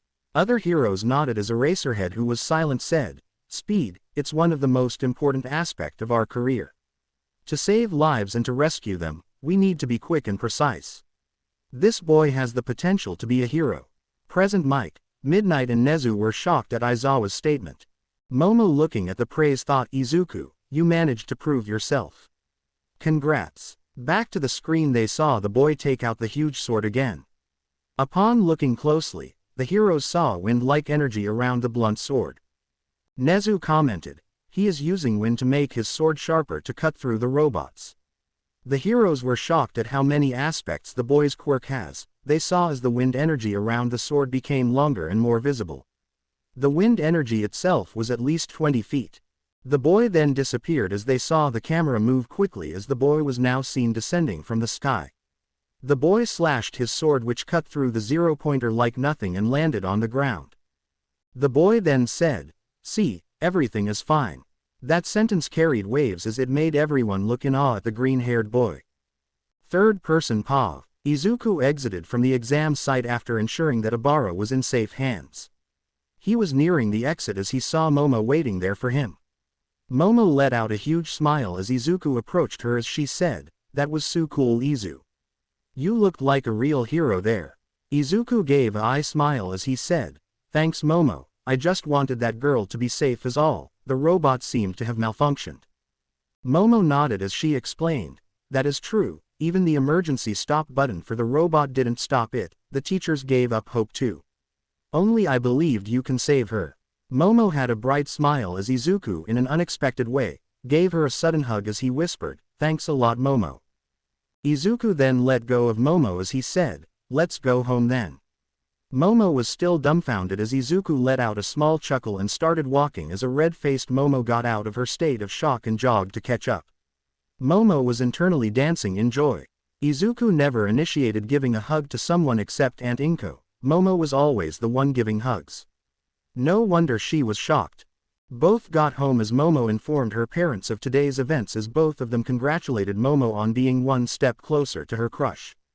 Inko greeted Izuku with a smile and 2 bowls of katsudon ready and piping hot in her hands as she said, "Welcome back Izuku, I am sure you are tired. Why don't you eat while telling me the details?" Izuku gave a eye smile and a nod as he took the bowls from Inko and both sat at the table with Inko listening to Izuku's POV of the exam. Time skip 1 week. Izuku spent his time relaxing and training every day while waiting for his letter from UA. Momo already got hers and she is in class 1A. Both families celebrated as they went to resort for a day. It was a really big resort, can be a size of a village too.